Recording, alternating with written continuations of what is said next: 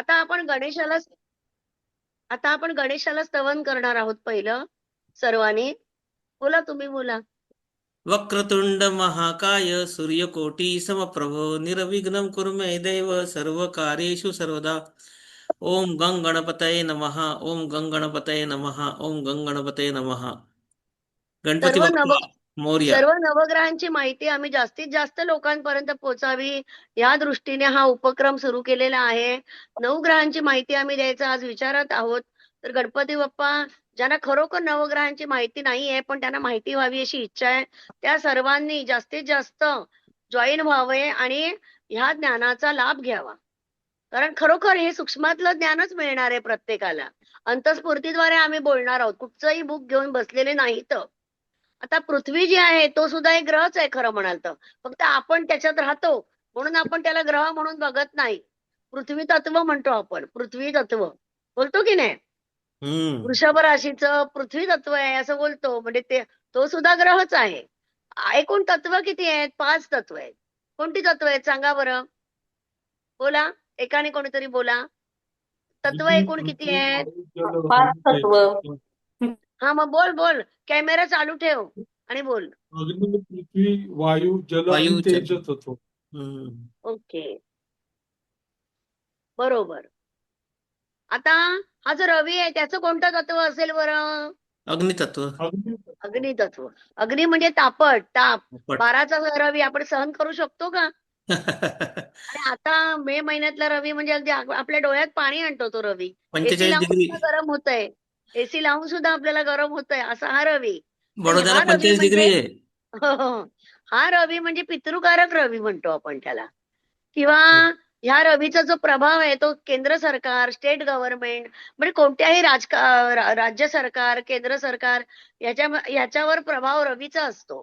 किंवा पंतप्रधान, राष्ट्रपती ह्याच्या वरती जे ज्येष्ठ लोक आहेत त्यांच्यावर सुद्धा रवीचा प्रभाव असतो, म्हणूनच ते तिथपर्यंत पोहोचतात. अशा ह्या रवी रोज सकाळी दिसतो आपल्याला. आपण त्याला पाया पडतो आणि दिवसाची सुरुवात होते. आणि रात्री आपण जेव्हा झोपतो तेव्हा त्याच आकाशात चंद्र येतो, छान थंड प्रकाश देतो. आणि अगदी रोमॅन्टिक प्रेमी युगल त्यांना गाणी सुद्धा सुचतात चंद्राचं. चंद्रावरून गाणी सुचतात, चंद्रावरून कविता. अगदी लहान मुलांना सुद्धा चंदमामा दिसतो. तर असं हे रवी आणि चंद्र. चंद्राला मातृकारक म्हटलेलं आहे. माता म्हणजे आई, आईचं प्रेम देणारा शीतल हा चंद्र. तर रवी तापट, एक कानाखाली मारणारा पिता, म्हणून रवी. तर आपले जे हेमंत उपासनी सर आहेत ते रवीबद्दल माहिती देणार आहेत. त्यांची माहिती त्यांनी दिल्यानंतर चंद्राची माहिती मात्र ज्योतिष मित्र मिलिंद पुणे हे देणार आहेत. आणि ते या संस्थेचे रवी आणि चंद्रच आहेत असं म्हणायला हरकत नाही. रवी आणि चंद्र अनिरुद्ध नक्षत्राचे 2 डोळे आहेत ते, डावा आणि उजवा. अरे बापरे. ओके. तर आता एका डोळ्याला विनंती करते त्यांनी रवीची माहिती द्यावी. बोलावे बोलावे. नमस्कार. नमस्कार. आजच्या या उत्स्फूर्त या झूम मीटिंग मध्ये सगळ्यांचं स्वागत आहे. ताईंनी एकदम सकाळी धडाकाच लावला. चला म्हणे आज संध्याकाळी आपण सगळ्यांना फ्री वेबिनार करू, सगळ्यांना शिकवू, सगळ्यांना सांगू. तर नवग्रहामध्ये सगळ्यात महत्वाचा जो ग्रह आहे तो कुठला आहे? तो सूर्यच. आता ताईंनी सांगितलंच आहे. कारण सूर्य हा नवग्रहामध्ये राजाच आहे. सूर्य हा राजा आहे. आणि राजा हा पित्यासारखा असतो. आणि लहानपणची एक कविता होती बरं का, की देवा तुझे किती सुंदर आकाश, सुंदर प्रकाश सूर्य देतो. कल्पना करा की समजा एक दिवस सूर्य उगवला नाही तर काय होईल आपलं? किती भयंकर परिस्थिती होईल. तर सूर्यामुळेच आपल्याला सर्व काही मिळतंय. सगळे झाडं, झुडपं, वृक्ष, वेली या सगळ्या सूर्यामुळेच आहे. आपण सुद्धा सर्व सूर्यामुळेच आहोत. तर सूर्य म्हणजे आपल्या खगोल मंडळातील राजा. राजा हा पित्या समान आपल्या राज्याच्या लोकांचे रक्षण करतो, पालन करतो. म्हणून सूर्याला आपण ज्योतिषशास्त्रात पिता म्हटलंय. आता ज्योतिषशास्त्रामध्ये सूर्य या ग्रहाची महत्वपूर्ण भूमिका आहे. आता सूर्या जवळ आणि याच्या भोवती सगळे ग्रहतारे फिरत असतात. आता आपण बऱ्याच वेळा पाहतो की सूर्याजवळ कुठला ग्रह आला की त्याचा अस्त होतो असं म्हणून वाचलेलं पण आहे आणि आपल्याला माहिती पण आहे. ज्योतिषशास्त्राचा सगळ्यात महत्वाचा तो पार्ट पण आहे की आता गुरु अस्त झाला, आता हा शुक्र अस्त झाला. हे अस्त झालं म्हणजे काय होतं की जेव्हा जवळ कुठला तरी ग्रह आला त्या डिग्रीमध्ये, तर तो 2 ते 5 डिग्रीच्या आसपास जेव्हा तो तिथे येतो सूर्याच्या जवळ, तेव्हा तो अस्त होतो, कारण त्याच्यावर सूर्याचा प्रभाव जास्त येतो. आता आपल्याला बऱ्याच वेळा सूर्य आणि बुध युती आपण बऱ्याच कुंडल्यांमध्ये बघत असतो, कारण सूर्य हा सूर्याच्या सगळ्यात जवळ बुधच आहे. तर बुध आणि सूर्य ही युती बऱ्याच बऱ्याच ठिकाणी बघितलेली आहे आपण. आणि त्याच्यामुळे बुधाचा प्रभाव सुद्धा तिथं थोडासा कमी होऊन जातो. मग तिथं डिग्री बघायला लागते आपल्याला, की सूर्याची डिग्री किती, बुधाची डिग्री किती. बुध पुढे असेल तर फार चांगलं आहे, बुध थोडा मागे असेल तर मग आपल्याला त्याच्यावर उपाय करावा लागतात, कारण सूर्याचा प्रभाव सगळ्यांवरच आहे. गुरुचा असतो तो बघा, शुक्राचा असतो तो बघा, इतका गुरुचा आपल्या सूर्याचा प्रभाव आहे सगळ्यांवर. आणि सगळ्यात महत्वाचं असं आहे की कुंडलीमध्ये आपण अष्टम स्थान नेहमी थोडंसं त्याच्यावर लोक नेहमी ते आयुचं स्थान, हे स्थान म्हणून त्याला नेहमी वाईट म्हणत असतात. पण या अष्टम स्थानावर चा परिणाम सूर्य आणि चंद्रावर कधी होत नाही. त्यांना त्याचा दोष कधी लागत नाही. सूर्य आणि चंद्राला अष्टम स्थानाचा दोष कधी लागत नाही. आता सूर्यदेवाची पूजा करणं हे काही नवीन नाही. प्राचीन काळापासूनच आपण सूर्यदेवाची पूजा करत आलेलो आहोत. जर सूर्य ग्रह हा जन्मकुंडलीमध्ये शक्तिशाली असेल तर तो आपल्याला इतरांवर शक्ती, स्थान आणि अधिकार देतो, राजासारखे जीवन जगतो. जर रवी ग्रह जन्म लग्न कुंडलीत पुरेसा शक्तिशाली असेल तर करिअर आणि व्यवसाय हे सुरळीत चालते. जेव्हा सूर्य ग्रह उच्च राशीत कोणी स्वराशी किंवा समोर मित्र कोणतरी राशीत असतो. बोलतंय हा. हा कुठेतरी बोलण्याचा आवाज येतोय. माईक बंद आहे हा ना सगळ्यांचा? हम्म हा, बोला बोला. रघुनंदन बांबळे, तुम्ही तुमचा माईक बंद ठेवा. माईकचा आवाज येतोय कोणाचा तरी. हा त्याला बंद झालाय. हा हा बोला. हा, बोला. तर तेव्हा त्या व्यक्तीला तो पॉवरफुल बनवतो, अधिकारपद देतो, नोकरीचे योग देतो. जन्म लग्न कुंडलीमध्ये शक्तिशाली सूर्य राजकारणी, चिकित्सक, प्रशासक, व्यवस्थापकांसाठी एक वरदान आहे ऍक्च्युली. आणि विशेषतः जे सरकारी विभागांचे प्रमुख आहेत त्यांच्यासाठी ते फायदेशीर आहे. आता जन्मकुंडलीमध्ये मेष राशीमध्ये सूर्य व्यक्तीला सामर्थ्यवान आणि आज्ञाकारी, शक्तिशाली, शूर, पराक्रमी, गतिमान आणि प्रबळ बनवतो, कारण सूर्य हा मेष राशीमध्ये उच्चचा असतो. राजकारण, कॉर्पोरेट जगात त्याला यश मिळवून देतो. सूर्यग्रह स्वतःच्या मित्र राशीत, ग्रहाच्या राशीत पण चांगले फळ देतो. सूर्यग्रह मंगळ, बृहस्पती आणि चंद्रासाठी अनुकूल आहे. जर तो मंगळ आणि गुरुच्या घरात अर्थात मेष, वृश्चिक, धनु आणि मीन राशीत असेल तर फार चांगले फळ देतो. संपूर्णपणे सूर्यकुंडली ज्या स्थानी आहे त्यावर ते सगळं अवलंबून आहे. म्हणजे आपल्या कुंडलीमध्ये सूर्य कुठल्या स्थानात आहे त्यावेळेस तुम्ही बघा, समजा दशम स्थानामध्ये रवी असेल आणि त्याला अष्टक वर्गात पण चांगले बिंदू असतील, षष्ठ स्थानात पण सूर्याला चांगले बिंदू असतील, तर आपण त्या व्यक्तीला लगेच सांगतो की चला तू कॉम्पिटेटिव्ह एक्झाम दे, तुला सरकारी नोकरी मिळेल. इतका तो सूर्य तिथे पॉवरफुल असेल तर तुम्हाला त्याचं फळ मिळतं. सूर्य समजा व्ययामध्ये असेल, तिथं त्याला 7-8 बिंदू असतील, 5च्या वर बिंदू असतील, तर नक्कीच त्या व्यक्तीला परदेश गमनाचा योग येतो, दूरचे प्रवासाचा योग येतो. म्हणजे असं सगळं सूर्य आपल्याला भरभरून देतो. नंतर सूर्य आणि शनी समजा एकत्र आले तर आपण माहिती आहे आपल्याला की सूर्य आणि शनी एकमेकाचे शत्रू आहे. त्यामुळे सूर्य जरी शनीला शत्रू मानत नसला तरी शनी हा सूर्याला शत्रू मानतो.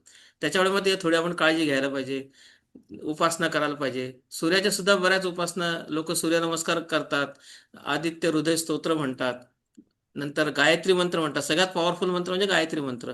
सूर्यासाठी गायत्री मंत्र म्हणा, आपले सगळे कामं होऊन जातात. लोक सूर्याला अर्घ्य देतात, सकाळी उठल्या उठल्या अर्घ्य द्यावं आपण त्याला, त्याच्याने सूर्य प्रसन्न होतो. सूर्य प्रसन्न असेल तर सर्व चांगलं आहे. म्हणून कुंडली बघताना प्रथम आपण जे काही सगळं बघतो कुंडलीमध्ये की चंद्र, सूर्य, कारण चंद्र हा आपल्या भावना आहे तर सूर्य हा आत्मा आहे. हे दोन्ही चांगले असतील आणि गुरु चांगला असेल तर नक्कीच आपली कुंडली चांगली होईल. नंतर दुर्बल असलेला सूर्य जो आहे तो कधी कधी त्वचा आणि डोळ्यांचा आजार यालाही कारणीभूत असतात. सूर्यामुळे कपाळदुखी, मोठा ताप, अतिसार असेही आजार होतात. सूर्य जर नीचभंग राजयोग बनवत असेल तर तो समाजात शक्ती, स्थान, प्रतिष्ठा मिळवून देतो. आता काही उदाहरणं आहेत त्यासाठी. काही सेलिब्रिटी आहेत आणि ती ब्युटी क्वीन जी ऐश्वर्या राय बच्चन आहे तिच्या याच्यामध्ये नीचभंग योग झालेला आहे. म्हणजे जरी तो तिथे कमजोर असला तरी तो तिथे तिला तो चांगला नीचभंग झाल्यामुळे त्याने तिला ते चांगलं फळ दिलं. तर तुला राशीमध्ये, आता तुला राशीमध्ये सूर्य हा नीचचा असतो पण तिला तो त्याने चांगलं फळ दिलेलं आहे. नंतर भारताचे आपले माजी राष्ट्रपती जे होते अब्दुल कलाम, त्यांचं असंच आहे. आता जेव्हा आपण या मोठ्या मोठ्या लोकांच्या कुंडल्यांचा अभ्यास करू तेव्हा नक्कीच आपल्याला या गोष्टी सगळ्या तिथे दिसून येतील. नंतर सूर्यग्रह शनी, मंगळ, राहू, केतू यांनी जर कधी ग्रस्त असेल तर मग आपल्याला त्रास होतो. आता नॅचरली आपल्याला माहिती आहे की राहू आणि सूर्य एकत्र आला तर ग्रहण योग येतो. आपल्याकडे सूर्यग्रहण होतं. तर या या गोष्टी होतात, त्याच्यामुळे पण त्रास होऊ शकतो. तर सूर्य पीडित असेल तर सूर्याची आपण उपासना करतो. आणि पाराशर ऋषीने सुद्धा सर्वात प्रथम सूर्याचंच भिन्नाष्टक तयार केलं होतं. तर अशा प्रकारे सूर्य जो आहे हा सगळ्यात महत्वाचा ग्रह आहे. सूर्यामुळेच सर्व काही आहे. सूर्य राजा आहे तर बाकी सगळी प्रजा आहे. आणि त्याच्यामुळे आपण सूर्याला फार महत्व देतो. आपल्या कुंडलीमध्ये ज्योतिषशास्त्रामध्ये सुद्धा सूर्याचं सर्व भिन्नाष्टक हे सर्वात प्रथम झालेलं होतं. तर अशा पद्धतीने एवढी माहिती मी सूर्याबद्दल आज तुमच्याशी शेअर करतो आहे. धन्यवाद. तुम्ही फार सुरेख माहिती दिलीत, पण तुमचा तो आवडता अष्टक वर्ग हा विषय आहे तो कुठेतरी घुसतोच. त्याला घुसवता तुम्ही, चान्स असो नाही तर नसो. फक्त एक सांगायचं तुमचं राहिलं ते मी पूर्ण करते वाक्य. हो, सांगा ना. सूर्य हा सिंह राशीचा राशीस्वामी हा, आहे. येस, राजेस्वामी. हा, सूर्य आपलं हे ज्योतिषाचं चाललंय मेन म्हणजे मेन ते नको मेन का? मेन हो हो, अगदी बरोबर आहे. आणि ताईंचं सिंह लग्नच आहे. ते नकोय अगदी सांगायला. सिंह राशीचा त्याच्यामुळे त्याच्यामुळे राशीस्वामी सिंह राशीच्या व्यक्ती रवी वेगळे तळपत असतात. बऱ्याच कंपन्यांचे जे संकट सीईओ असतात. असतात ना हे सिंह राशीचेच असतात. त्यामुळे कारण तो त्यांना उच्च पदालाच घेऊन जातो. कारण कारण सूर्याला कोणाच्या हाताखाली काम नाही करायचंय, तो स्वतः सगळ्यांना सांभाळतोय ऍक्च्युली. सर माझी नाही पण पण मी माझी पण मी शुअर मी असू द्या. अपवाद आहे हा त्याला, मी हा, अपवाद मग आहे. म्हणून तुम्ही व्यवसाय करताय, तुम्हाला नोकरीत इंटरेस्ट नाही राहणार कधी. तर कोणाच्या कारण हाताखाली काय आहे, काम नाही करणार सिंह राशीवाले. सूर्य हा एकमेव तारा आहे आणि तो एका जागी बसलाय आणि बाकीच्या सगळ्यांना गोल गोल फिरवतो. तो काम करून घेतो. मॅनेजमेंटचं काम कोण करतो? सूर्य. म्हणजे हा, सूर्यप्रधान व्यक्ती. करेक्ट. म्हणूनच त्याला आपण म्हणतो ना की सूर्यमालेवर सगळ्या गोष्टी आहेत ना या. आता एवढं सुरेख खरंय. हेमंत उपासनेंनी सांगितलंय की एक प्रबंध फक्त सूर्य या विषयावर पुढच्या पिढीला सांगू आपण लिहायला. एवढी माहिती आहे मिळालेली आहे ती. आता डावा आणि उजवा डोळा त्याच्यात भांडण नको करू सूर्य आणि चंद्राचं व्हायला. कोणता तरी एक डोळा. आता हा. दुसरा डोळा उघडते मी.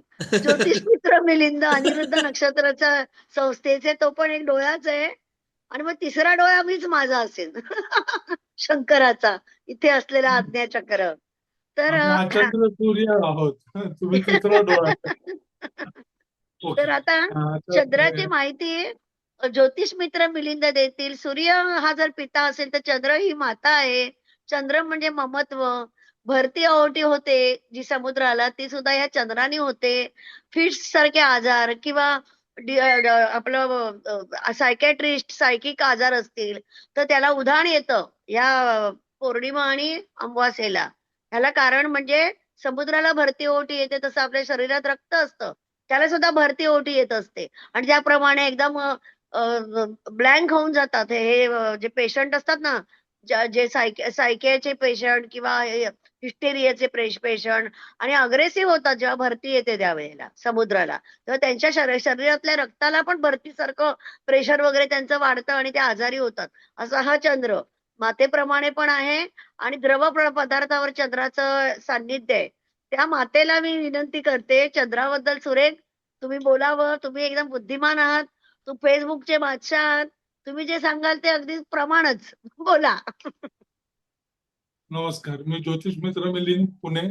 डावा किंवा उजवा डोळा समीक्षाताईंचा.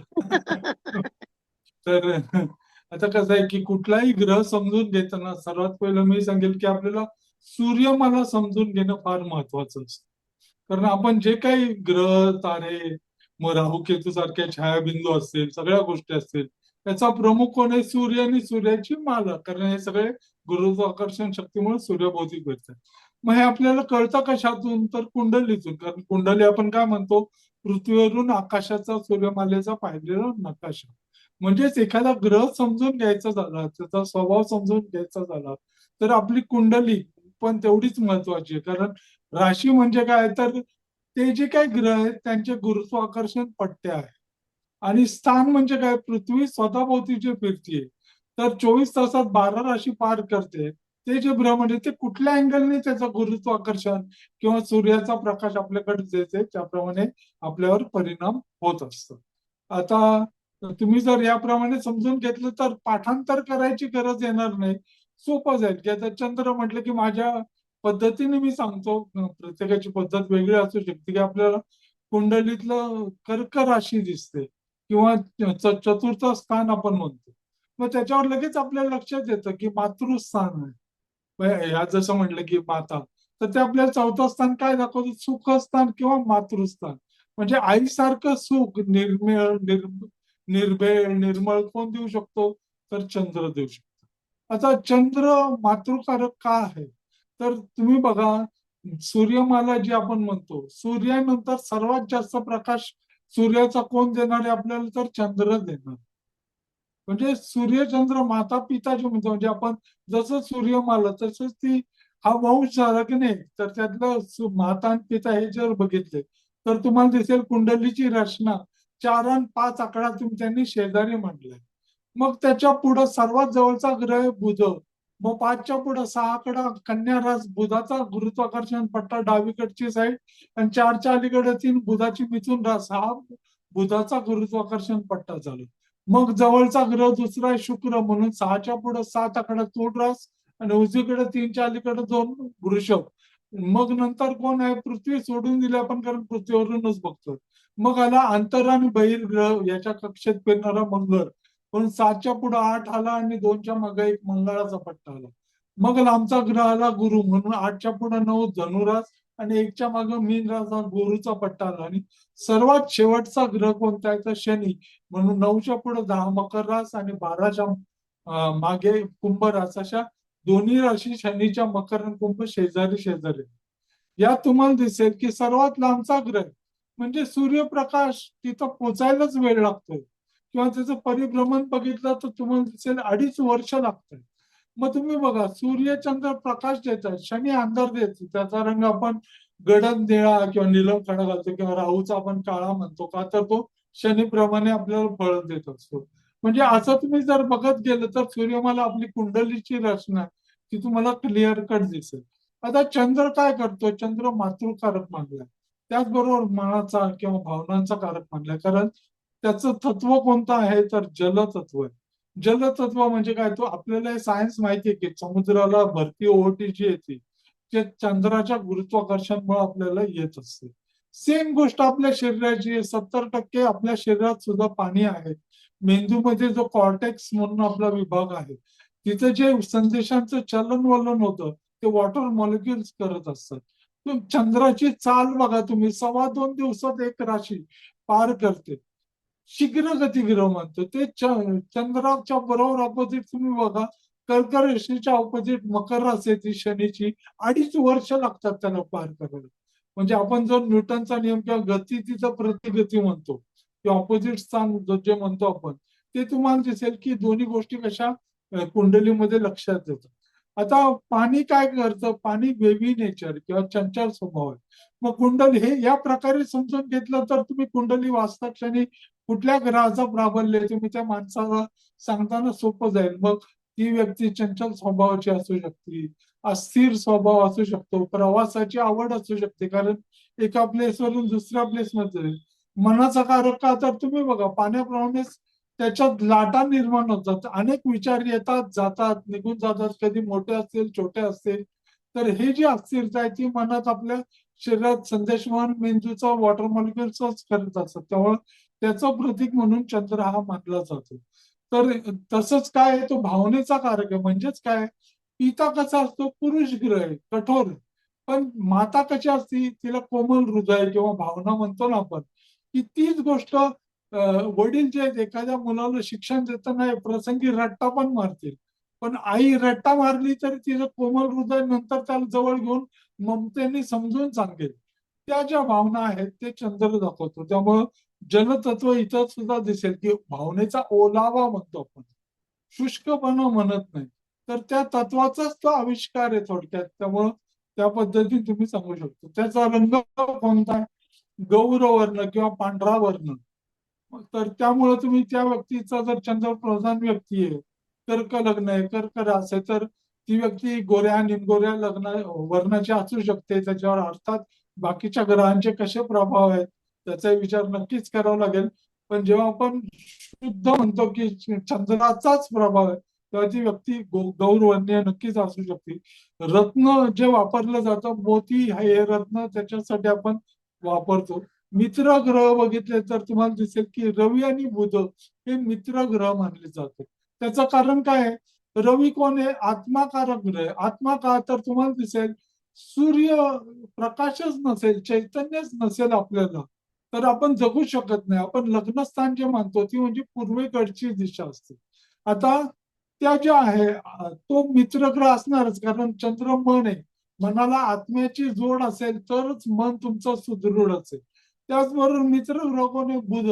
बुध काय दाखवतो? तुमची बुद्धी दाखवतो. म्हणजे मनाला, चंचल मनाला आत्म्याने आणि बुद्धीने आपण जर आवर घातला तर तो स्वैराचार करणार नाही.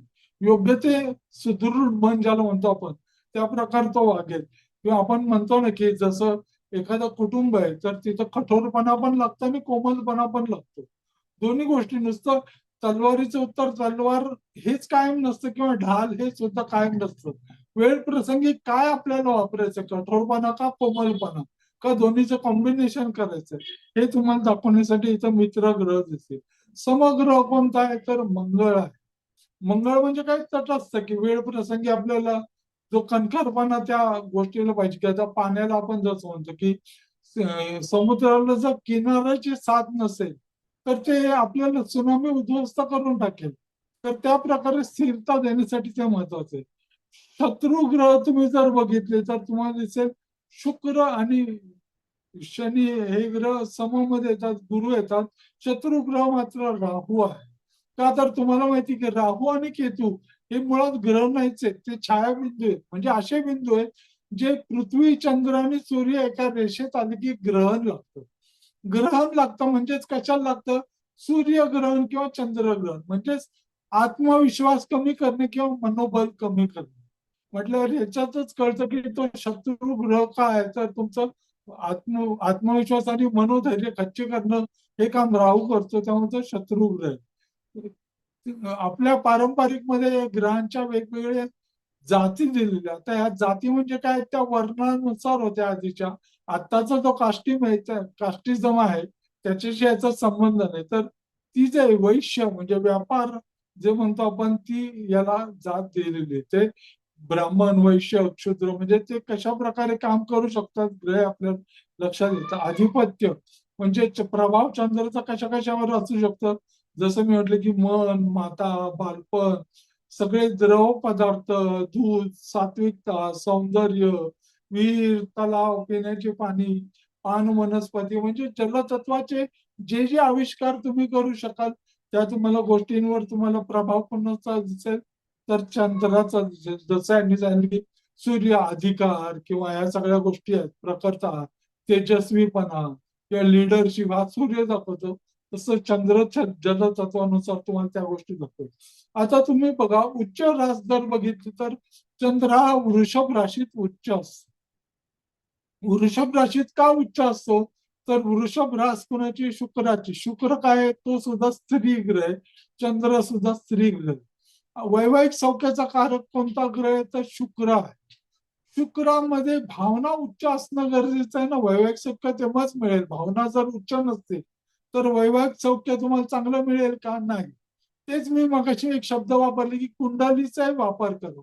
तुम्ही जर बघाल 4 पासून वृषभ रास जर बघितली तर 2 आकडा 11वा येतो.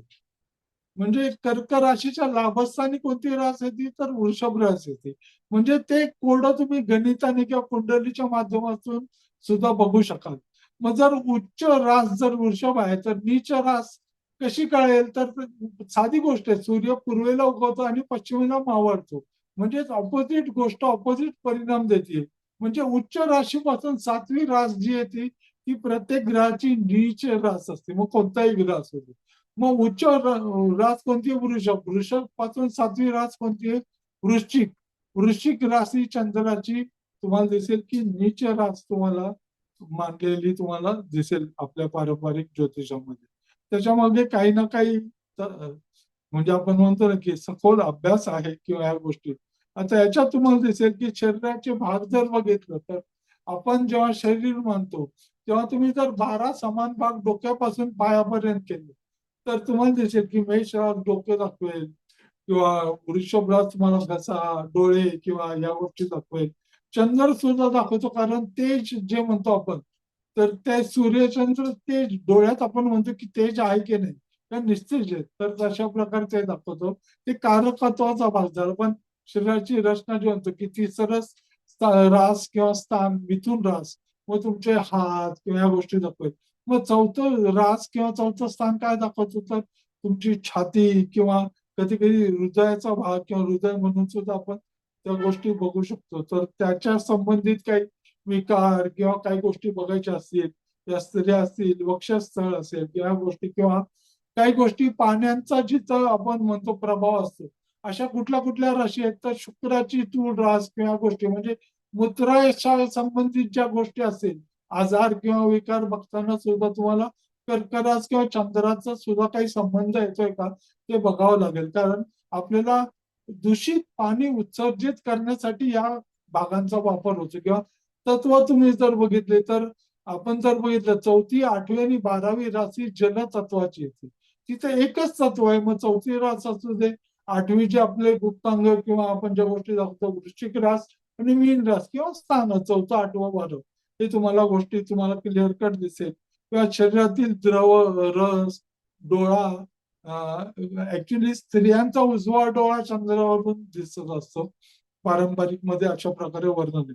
आणि त्याचप्रमाणे रोग जसं म्हटलं मी तसं डोळ्यांचे विकार किंवा मानसिक विकार जे म्हणतो आपण, विक्षिप्तपणा किंवा पक्षाघात, उन्माद, पीठ येणे, उद्विग्नता किंवा सर्दी, कफ विकार ज्या की आपल्याला जलतत्वानुसार दिसतात, त्या पोटदुखी किंवा पाणी, स्त्रियांच्या पत्रिकेत आपण म्हणतो की गर्भजल कमी झालं, या ज्या गोष्टी होत असतात त्याच्या मागे चंद्र कारणीभूत असतं. किंवा कृमी विकार, आतडीचे रोग, ट्यूमर, घशाचे विकार, बॉन्क्रायटिस, मद्यप्राशनामुळे होणारे विकार, आजार, हायड्रोसाईल, अतिसार किंवा बुद्धी मंद होणे, या गोष्टी, कोष्ठवायू, बद्धकोष्ठता वगैरे, पाणी कमी झाल्यामुळे बद्धकोष्ठ आजार होत असतो.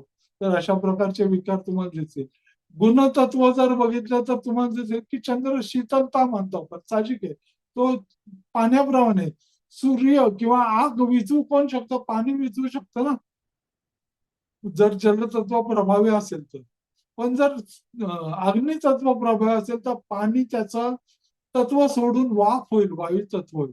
तर जेव्हा जलतत्व प्रभावी असेल तेव्हा त्या पाण्याप्रमाणे तुम्हाला जर बघितलं तर थंडपणा, नेहमी बदलणारा हे गुण आहे, दमटपणा, स्त्रीकारक गोष्टी असतील, भावना असतील किंवा इतर गोष्टी, चरकारक गोष्टी, त्वरित फळ देणं, नेहमी बदल करणं, प्रवासाची आवड किंवा मातृ जेव्हा म्हणतो आपण, मातृभूमी सुद्धा तुम्हाला दिसेल की 4थं रास किंवा स्थान काय दाखवतो, मातृस्थान काय, भूमीचं फळ किंवा प्रॉपर्टी, जमीन, या गोष्टी सुद्धा 4थं स्थान, 4थी रास दाखवू शकतो. तर तशा प्रकारे किंवा मार्दव हे त्याचे गुण झाले. व्यवसाय तुम्ही त्या प्रकारे जलतत्वाचा किंवा प्रवासाचा या तत्वांचा वापर करून तुम्ही वेगवेगळे व्यवसाय सुद्धा काढू शकतो. की भूमी किंवा जेव्हा म्हणतो तेव्हा रिअल इस्टेट मध्ये सुद्धा तुम्ही काम करू शकता. नौदल असू शकतं, नाविक, नौकायन किंवा पाणी, बिस्लरी बॉटलचा व्यवसाय आजकाल केला जातो. तर अशा प्रकारच्या नवीन गोष्टींची सुद्धा तुम्ही जोड देऊ शकता. किंवा मीठ, समुद्रातून मीठ तयार होत असतं, तर मिठागर किंवा मीठ या अशा प्रकारे, मासे, सुगंधी द्रव्य जी म्हणतो आपण, परफ्युम्स वगैरे, त्या गोष्टी, कारण शुक्र कोण आहे, उच्च आपण वृषभाला मानतो का नाही, चंद्र. तर तशा प्रकारे तुम्ही पेट्रोलियमचे व्यवसाय, रॉकेल, दूध, दूध तर क्लिअर कट आपण आजकाल तर दुधात पाणीच मिसळतं, म्हणजे काय बोलायचं. म्हणजे आजच्या कलियुगातला व्यवसाय म्हणतो ना आपण, तसंही तुम्ही ते घेऊ शकता. बॉयलरचा व्यवसाय, फळे, फुले, शेती, नर्स, कारण मार्दवता किंवा नर्स काय करते, परिचारिका, तर तुम्हाला सेवा देते, आईप्रमाणे तुमची काळजी घेते. तर तशा प्रकारचे नर्सिंग वगैरे किंवा कुकिंग करणारा, स्वयंपाकी की आपण ज्याला म्हणतो, तर आईप्रमाणे तुम्हाला काळजी घेतो, जेवण, उत्कृष्ट जेवण देऊ शकतो, हे सगळे व्यवसाय होऊ शकतात. निर्मिती म्हणाल तर कोथिंबीर, भाज्या, फळ, दूध, दही, साखर, ऊस, केशर, मका, निकोल, चांदी, चांदीचा मुलामा, कापूर, तुरटी, मासे वगैरे इतर खाद्यपदार्थ या गोष्टी दिसतील. स्थळं म्हणाल तर तुम्हाला दिसेल जलतत्वावरून तुम्ही लगेच सांगू शकाल की थंड हवेची ठिकाणं, जंगल, समुद्र, पाणथळीच्या जागा, पाण्याच्या टाक्या वगैरे असे तुम्ही जलाशय वगैरे गोष्टी सांगू शकता. प्राणी पक्षी वनचर जर म्हटलं तर मांजर, कुत्रं, उंदीर, पाण्यातील पक्षी, बदक, खेकडे, कासव वगैरे प्राणी. कारण ह्या गोष्टी मी का सांगतोय तर आपण जेव्हा प्रेडिक्शन करतो तेव्हा जातकाचा प्रश्न कशाही प्रकारे येऊ शकतो. तर त्या पद्धतीने तुम्ही तयार असाल, त्या तत्वाचा जर तुम्ही आधार घेतला तर जातकाने कितीही गुगली टाकला तरी सुद्धा तुम्ही बेसिक एका तत्वावरून त्या गोष्टींचा प्रेडिक्शन करायला तुम्हाला नक्कीच उपयोग येऊ शकतो. आता चंद्राचं जर इतर विश्लेषण बघायचं तर चंद्र ज्याच्या पत्रिकेत प्रभावी आहे किंवा कर्क रास आहे, कर्क लग्न आहे, तर अशा व्यक्तींना काय होऊ शकतं तर अधिकांश सर्दी किंवा ताप उत्पन्न करू शकतो. कारण त्यांना या गोष्टीचा प्रभाव आहे ना, मग त्या गोष्टीनं कफ प्रवृत्ती किंवा आपण अवकडा चक्र वगैरे जरी तुम्ही बघितलं तर तिथं तुम्हाला त्याच गोष्टी रास नक्षत्र चरणचे गुण तुम्हाला तिथं दिसतील. यांची विशेषता काय आहे परिवर्तनशीलता. कारण काय करतो चंद्र 2.25 दिवसात एक रास पार करतो. म्हणजे स्पीड बघा किंवा समुद्राला कधी भरती देईल कधी ओटी देईल. म्हणजे तो जो परिवर्तनशीलता मग तो सगळ्या गोष्टीत असेल. मूड स्विंग होऊ शकतात किंवा एका ठिकाणी बसले ना अर्ध्या तासाने चुळबुळ चालू होईल. मन अस्वस्थ होऊन जातं त्यात यातच येतं स्वस्थता लाभणार नाही त्यांना अस्वस्थता असेल तर तो त्यांचा गुण असेल. नंतर ते जर नोकरीत असेल तर त्यांना एका ठिकाणी रमणार नाही. एक तर 4 प्रकारची कामं करायला आवडतील किंवा नोकऱ्या बदलायला लागेल कंटाळा येईल की अरे काय तेच पाट्या टाकायची कामं आहेत जाऊ दे दुसरी नोकरीच बघतो. लगेच ते मनात विचार आले की त्याप्रमाणे लगेच ऍक्ट करायला तेच तिथं शनी असेल तर काय म्हणेल जाऊ दे ना कर्मकारक कोण आहे शनी. तो ढिम्मपणे ते काम करत राहणार तिथं. मग तो संघर्ष करत शेवटी त्याला फळ मिळणार. कारण का त्याचा स्वभाव किंवा 2.5 वर्ष म्हणजे तो एखादं काम संघर्षमय किंवा करत राहणार. प्रावीण्य तो उशिरा मिळवेल. पण चंद्र काय करतो त्याला घाई असते. पटपट मनात आलंय ना मग पटकन मला या गोष्टी करायच्या. किंवा ताईंचा हर्षल मात्र तसाच आहे. म्हणजे आपण जे म्हणतो ना की पटपट उत्साह किंवा जे आपण म्हणतो शीघ्रता तर ते गुण तशा प्रकारे तुम्हाला दिसतील. आता त्याच्यावर परिणाम कसे कसे होत असतील किंवा घरात असतील तर त्यांना एकच फर्निचर 10 वर्ष त्यांना चालणारच नाही. 1 वर्ष झालं की म्हणते ना किती जुने पडदे झाले फर्निचर कसलं आले टवके जायला लागले लगेच त्यांना बदलायचं असेल. घराचा रंग 10 वर्ष पोपडीने घेतल्यावर नाही जमणार. वर्ष 2 वर्षात नको एक तरी हात मारून घेऊ किंवा एक तरी भिंत नीट करून घेऊ. कुशन बरं ठीक आहे नाही बदलायचे कुशन कव्हर तरी बदलू फर्निचरचे. अशा प्रकारे सगळे गुण तुम्हाला सांगता येतील. किंवा आई वगैरे त्याप्रमाणे त्याच्या स्वभावात मार्जवता किंवा आपण म्हणतो ना हृदयशीलता जी म्हणतो आपण किंवा द्रावकता हृदय द्रावकता अशा प्रकारचे गुण तुम्हाला त्याप्रमाणे तिथं क्लिअर कट दिसतील ज्याच्यावर प्रभाव आहे. अर्थात त्याच्यात बदल कसा कसा होईल त्याच्यावर दृष्टी युती किंवा कुठल्या राशीत पडलाय त्याच्याप्रमाणे तुम्हाला त्याच्यात बदल घडतील. तो जर शत्रू राशीत पडला तर त्याच्या स्वभावाला तो अडथळे निर्माण करणार. आपण जसं म्हणतो ना की आता चंद्र शांत स्वभावाचा आहे. पण एका खोलीत तो जर एकटाच राहतो ना तो राजा असेल त्याच्या स्वभावानं राहील. पण त्याच्याबरोबर एखादा मंगळाचा किंवा किरकिरा माणूस जर बांधून ठेवला मीठ लागेल त्याला त्याचा स्वभाव बदलायला सुरुवात होईल. कारण तो राहू शकत नाही मंगळाबरोबर. मग सेम गोष्ट तुम्हाला दिसेल की तो जर मेष राशीत पडला तर मेष राशीत सूर्य उच्च आहे कारण दोन्ही अग्नी तत्वाचे. मग चंद्र उच्च असेल का नाही कारण विरुद्ध स्वभाव आहे त्याचा. जरी आविष्कार असला तरी तो थंड आविष्कार देतो. सूर्य तुम्हाला सूर्यप्रकाश दिवसा देतो. चंद्रप्रकाश रात्री मिळतो. म्हणजे आपण जसं म्हणतो की स्थान पण बघा जायंट व्हील कसं असतं एक उतरतं गोलच आहे पण उतरत येताना आपल्याला कधी कधी पोटात गोळा येतो वरती दुसऱ्या स्थानात जे मारक मानतो 6वं स्थान चतुर्स्थान सेम वर जातात दिशा उलटी आहे. मग 8व्या स्थानात गोळा येतात 12व्या स्थानात गोळा येतो. ते जे जायंट व्हील आहे तेच म्हणजे आपली कुंडली. त्या प्रकारे स्थान जे आपण म्हणतो ना की ज्ञात अज्ञात त्या सगळ्या गोष्टींचा उहापोह तत्वाप्रमाणे किंवा कुंडलीच्या गुरुत्वाकर्षण पट्ट्यांप्रमाणे केलेला आहे. आता त्याप्रमाणे तुम्ही प्रत्येक ग्रहाचं जेव्हा तत्व समजून घ्याल तेव्हा तुम्हाला लक्षात येईल. तर जसं मी म्हणतो की गुरु आहे म्हणून शुभ आहे का? नाही. तसं तुम्ही शिकूच नका. गुरुचा स्वभाव काय आहे? वाढ करणे. मग तो चांगल्या गोष्टींशी संबंधित आहे तर त्या चांगल्या गोष्टीत वाढ करेल. वाईट गोष्टींशी संबंधित तर वाईट गोष्टीत अडचणीत वाढ करेल. मग तुम्ही म्हणाल मग गुरु आणि शुक्र दोन विरुद्ध ग्रह आहेत. मग मीन राशीत उच्च का मानलाय शुक्र? तर त्याचं कारण आहे की मीन राज्य आहे किंवा 12 स्थान ते काय दाखवतं? त्याचा स्वभाव तुम्ही काय म्हटलाय? वाढ करणे. आणि शुक्र काय दाखवतो? वैवाहिक सौख्य. मग वैवाहिक सौख्यात वाढ करणारा शयन कक्ष 12 स्थान जे आहे किंवा 12वी राशीची मीन आहे गुरुची, म्हणून शुक्राने मीन राशीमध्ये उच्च मानला जातो. कारण तुम्ही बघा रात्री आपलं मन शांत असतं. तुम्हाला जर सांगितलं की लाईट लावा आणि रोमांस करा, नाही जमणार तुम्हाला, शक्य नाही. कारण जेवढा सूर्य महत्वाचा आहे तेवढाच तुम्हाला सूर्याला झाकणं किंवा आपण जेव्हा म्हणतो ना मंदपणा, प्रखरपणा जेवढा महत्वाचा आहे तेवढाच आपण मृदुताही महत्वाची. म्हणजे आपण म्हणतो ना की ऊन आणि सावली दोन्ही सापेक्ष गोष्टी आहेत ना. उन्हातनं जर तुम्ही रणरणत्या उन्हातून सावलीत केलं तरच सावलीचं महत्व वाटतं. आणि सावलीतनं उन्हात आलं तर तुम्हाला झळा जाणवतील. हे जे आहेत ते सापेक्ष गोष्टी किंवा झोप पूर्ण झाली तरच तुम्हाला चंद्राप्रमाणे तुम्ही छान झोप घेतली, शीतलता असेल तरच उत्साह चैतन्य तुमचा दिवसात दिसून येईल. पण नाही तर मग काय होईल? जांभा येतील दिवसात. तर असे चंद्र सूर्य जसं म्हटले डावा उजवा डोळा, तसंच प्रत्येक ग्रहाचा एकमेकांशी नातं आहे. तुम्ही जेवढं तुमचं चिंतन मनन सगळं कराल तेवढं हे वाटतं तेवढा सोपा विषय नक्कीच नाहीये. एका ग्रहावर एक दिवस सुद्धा अखंडपणे आपण जेवढं बोलत राहू ना, हे कुठलंही स्क्रिप्टेड असू शकत नाही. कारण हा आत्मशोधाचा प्रकार आहे. किंवा आज मी जेव्हा 2009 पासून अभ्यास करतोय किंवा समीक्षा शाताईंकडे ज्योतिषविद्या वाचस्पती झालो, एक नाही डबल ज्योतिषविद्या वाचस्पती केली.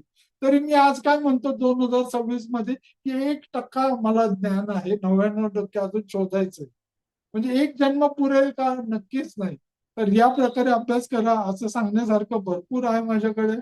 पण मला वाटतं मी एकटाच बोलत राहिलो तर 9 ग्रह त्याच्या पुढे समीक्षा त्यांना परत अजून हर्षल, प्लुटो, नेपच्यून या ग्रहांना वेळ मिळाला तर त्यांच्याबद्दलही त्यांना माहिती सांगायची. आणि दुसरी गोष्ट म्हणजे समीक्षा त्यांनी जाहीर केलं नेहमीप्रमाणे त्यांचं, मी जसं बोललो हर्षल की आज कार्यशाळा आहे ते मला माहित नाही. अहो म्हटलं 4:30ला डॉक्टरची अपॉइंटमेंट घेतली मी, ते मला माहित नाही. मग शेवटी मला ते दिवसभर मीच अस्वस्थ आणि आज बोलायला योगायोगाने मला चंद्राचंच कळलं की त्यांनी आता सांगितलं 5 मिनिटावर घे तुम्ही चंद्रावर बोला.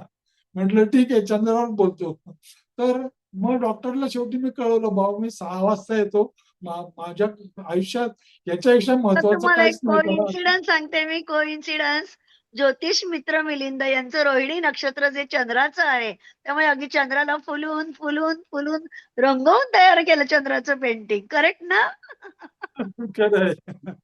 रोहिणी म्हणजे नक्षत्र आहे तुमचं चंद्राचं.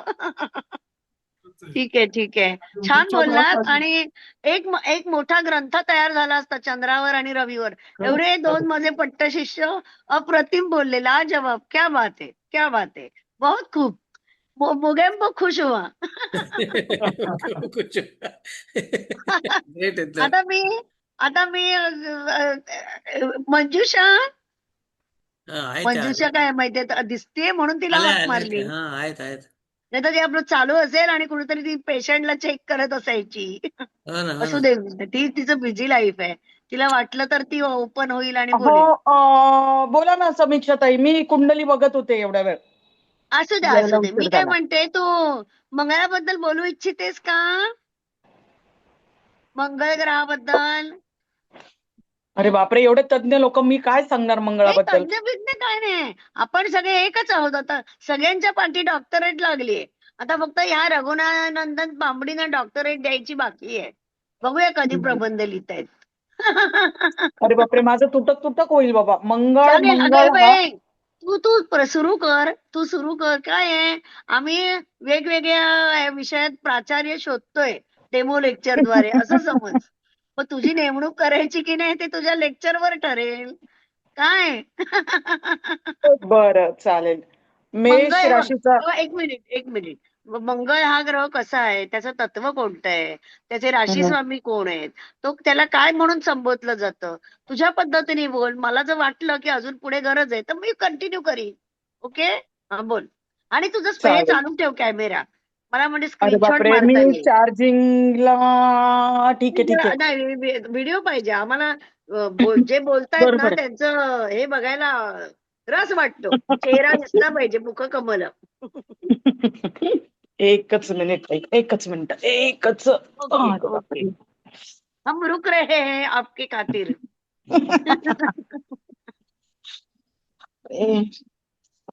मी तोपर्यंत डॉक्टर मंजुषा व्यवहारेचा हे देते. हे 2 पट्ट शिष्य आहेत. आता हा नवीन मला 3रा पट्ट शिष्य मिळालेला आहे. मुख्य म्हणजे त्या MD आहेत आणि आयुर्वेदामध्ये त्या पेशंट अजूनपर्यंत 10,000 पेशंटना संतती प्राप्त झालेली आहे त्यांच्या ट्रीटमेंटमुळे. म्हणजे खरोखर तुमच्या आजूबाजूला कुणाला 5 वर्ष झाले, 10 वर्ष झाले आणि संततीचा प्रॉब्लेम असेल, फर्टिलिटीचा प्रॉब्लेम असेल, तर त्या आयुर्वेदाच्या द्वारे चांगले रिझल्ट पॉझिटिव्ह देत आहेत. म्हणजे आता मध्यंतरी तुम्हाला माहिती आहे ना, माझं एक्झिबिशन होतं, मी फोटो टाकला होता. त्यावेळी तिथे एक पेशंट आले होते, ज्यांचं लग्न झालं आणि 10 वर्ष झाली तरी संतती नव्हती. सासूबाई सूनबाईंना घेऊन आल्या होत्या. मी त्यांच्याशी बोलले, त्यांची पत्रिका पाहिली. आधी मी पत्रिकेत बघितलं की संतती योग आहे की नाही. संतती योग नसेल किंवा कुठेतरी व्यंधत्व दिसलं तर उगाचच काय हशील नसतो. पण मला संतती योग दोघांच्याही पत्रिकेत दिसत होता. मी त्यांना सांगितलं की ह्या डॉक्टर आहेत आणि तुम्हाला पॉझिटिव्ह रिझल्ट देतील. मुख्य म्हणजे त्यांनी फोनवर संपर्क साधून सगळे त्यांना जे पाहिजे ते रिपोर्ट मागितले, ते त्यांनी तपासले आणि औषधं पाठवली सुद्धा मुंबईत. तर माझे अजून एक आहे ओळखीतले नातेवाईक, त्यांना सुद्धा मी त्यांचा नंबर दिलेला आहे. त्याही फोन करतील. कारण काय, ही सेवा आहे. ज्योतिषी आहोत म्हणजे आपण सेवा करतोय. त्यामुळे तुमच्याही कोणाच्या लक्षात आलं की आपल्या नात्यामध्ये कुणाला म्हणजे काहीही दोष नाहीये पत्रिकेत आणि संतती नाहीये किंवा मेडिकल रिपोर्ट जर पाहिले तर त्याच्यातही दोष नसेल आणि संतती होत नसेल, तर नक्की तुम्ही डॉक्टर मंजुषा व्यवहारेचा नंबर सेव्ह करा. त्याच्यामध्ये लिहा स्पेशली संतती साठी स्पेशालिस्ट असं लिहून ठेवा. त्यांनी जो प्रबंध लिहिलाय तोही संतती योगावरच लिहिलेला आहे. उत्तम लेखन केलेलं आहे. माझ्याकडे आलात तर त्यांचा प्रबंध पण मी दाखवीन सगळ्यांना. तर आता मी मंजुषा व्यवहारे यांना खूपच स्टेप बाय स्टेप असं वरपर्यंत नेलंय. आता त्यांच्या हातात मी माईक असा सूक्ष्मातून असं देते, कॅच करावा आणि मंगळाची माहिती द्यावी. बापरे. खूप खूप धन्यवाद ताई, तुम्ही माझं इतकं छान इंट्रोडक्शन दिलेलं आहे. माझं कार्य म्हणजे आहे तेच आहे, तुम्ही सांगितलं ते अतिशय 100% खरं आहे.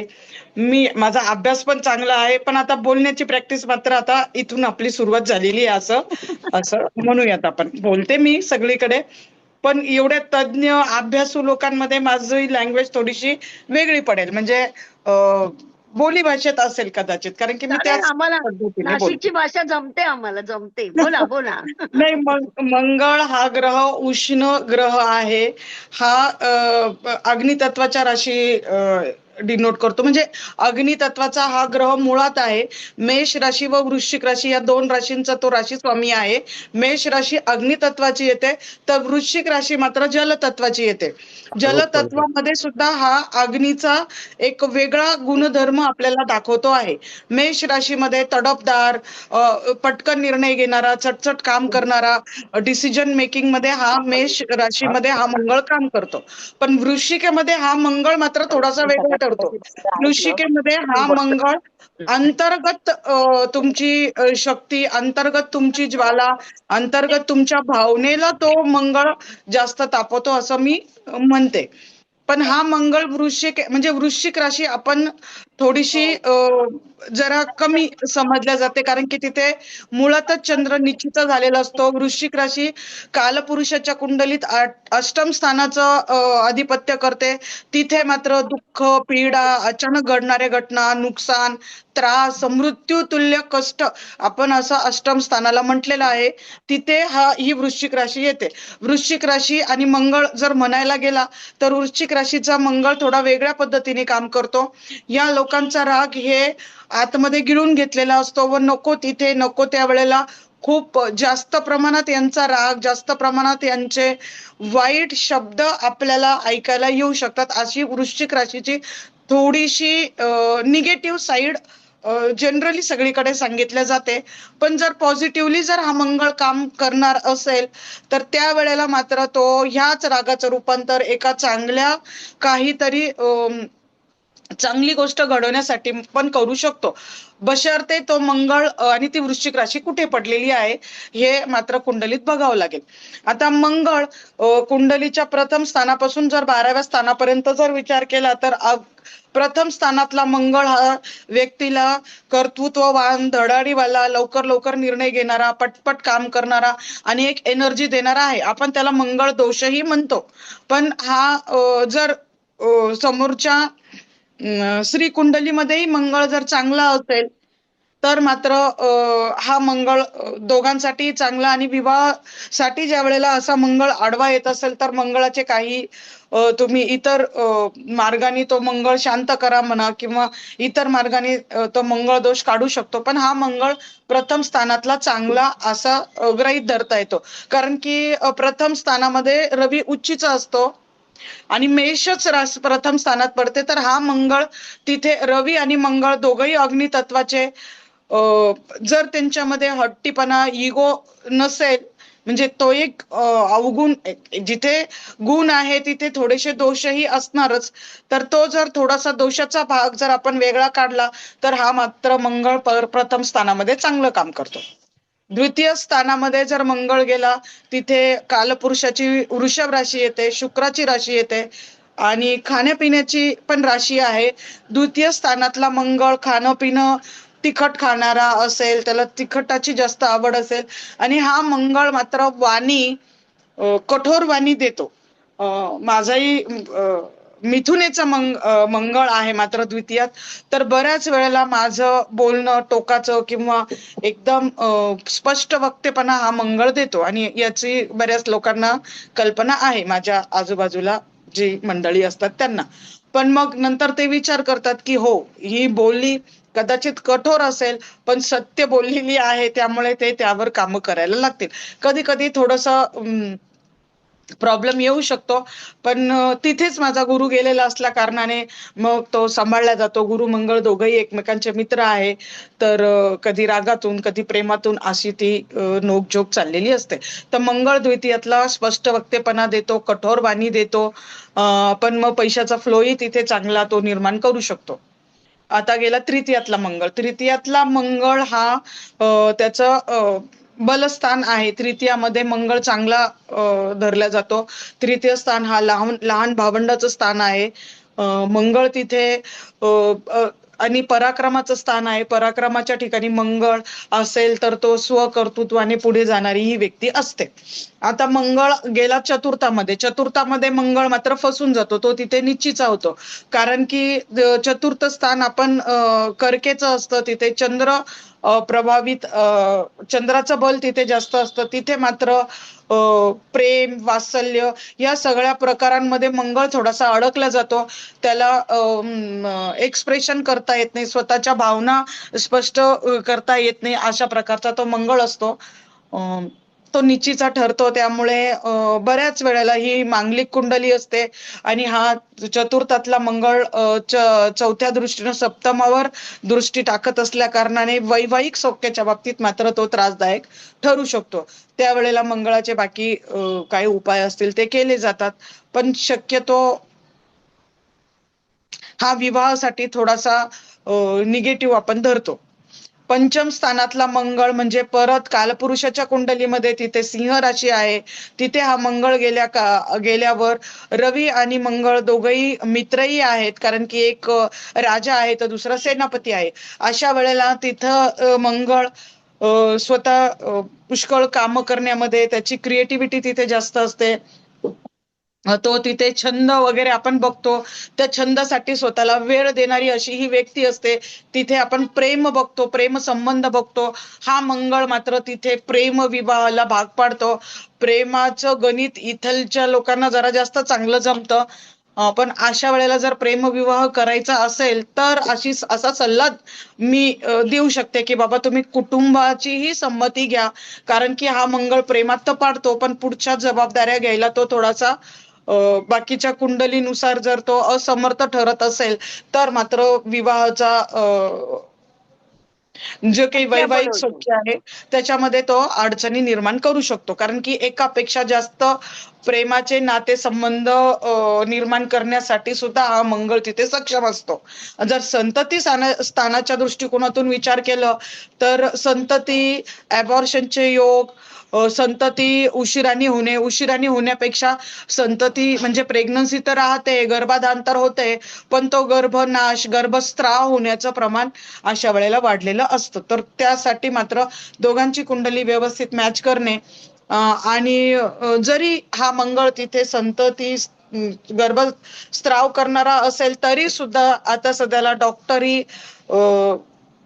वेगवेगळ्या औषधं निघाली आहेत, सगळ्या गोष्टी इतक्या चांगल्या निघालेल्या आहेत. डॉक्टरांचा सल्ला, योग्य वेळेला डॉक्टरांचं रेग्युलर चेकअप वगैरे असेल तर हा मंगळ मात्र जास्त त्रासदायक ठरू नये असं मी तुम्हाला नक्की सांगते. षष्टातला मंगळ हा कन्येचा मंगळ असतो. षष्टातला मंगळ इथे रोग, रिपू, ऋण बघितले जातात, तर इथे कदाचित त्याच्यावर जास्त कर्ज होण्याची शक्यता असते. अशा वेळेला कर्ज सांभाळून घेणे आणि उष्णतेचे विकार आणि रोग मात्र जो होतो तो एकदम छोटे छोटे आजार न होता एकदम जास्त मोठ्या प्रमाणात आजार होऊन सर्जरी किंवा शस्त्रक्रिया करण्याच्या याच्या संदर्भात तो मंगळ जास्त प्रभावी ठरतो. ताई मी बरोबर चाललीये ना की खूप तू काही? इतकी सुरेख बोलतेस, तू जवळ असतीस तर मायेने तुला मिठीच मारली असती. अरे वा वा वा. बस मी अचानक तुला विषय दिला, तुला आज मी कॉल पण नव्हता केला. हिला मी कधी कॉल नाही करत, कारण तिचं ते पेशंट आणि ते चालू असतं त्यामुळे डिस्टर्ब होतं, म्हणून नाही करत तिला मी कॉल. पण आयत्याच वेळेला सांगून सुद्धा तू इतकं सुरेख, म्हणजे तुझं कौतुक करावं तेवढं थोडं आहे. बोल तू, नाही, मी आता ऐकते. इतक्याच वर्षाचा अभ्यास आहे, थोडं एवढं आलं म्हणजे देवा खूप मोठा आहे आपले ज्योतिषशास्त्र. प्रचंड पण तू छान, अथांग म्हणजे सागर अगदी आहे. अगदी त्या तू सागरातले छान. 2 मोती निवडल्यासारखे आहे माझं नॉलेज, असं मी नाही समजते. म्हणजे छान परत वेळ प्रत्येकाचं सांगतेस ते, म्हणून मला आवडलं. आणि मी कौतुकाने तुझं ऐकते पण आहे आणि तुला बघते पण आहे. बोल. षष्ठस्थान आता झालंय, आता सप्तम स्थान. सप्तमातला मंगळ हा प्रत्यक्षात मंगळाची कुंडली आपण त्याला म्हणतो, कारण सप्तमामध्ये दोघांचं गिव्ह अँड टेक असतं.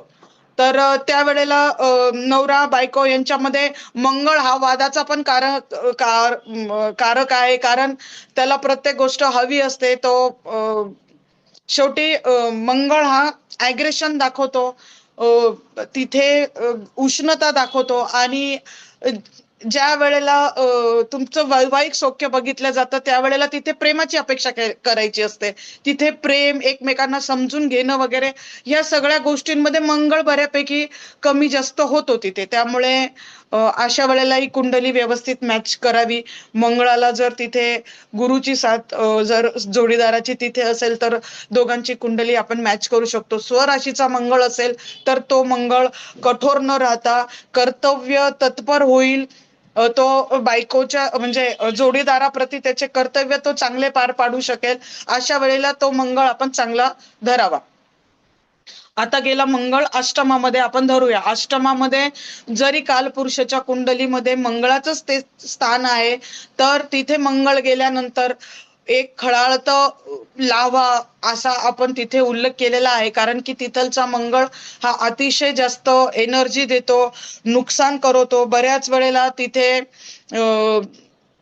काहीतरी धनहानी होते किंवा ऍक्सिडेंटचे योग तिथे आलेले असतात, किंवा जर बघितलं संततीच्या बाबतीत तिथे वृश्चिक राशी पडलेली आहे तर त्यावेळेला गर्भपाताचंही ते कारण काम करतं. जर पुरुष कुंडलीमध्ये असेल तर अशा वेळेला तिथे शुक्रजंतू नाशाचंही ते कारणीभूत होतं.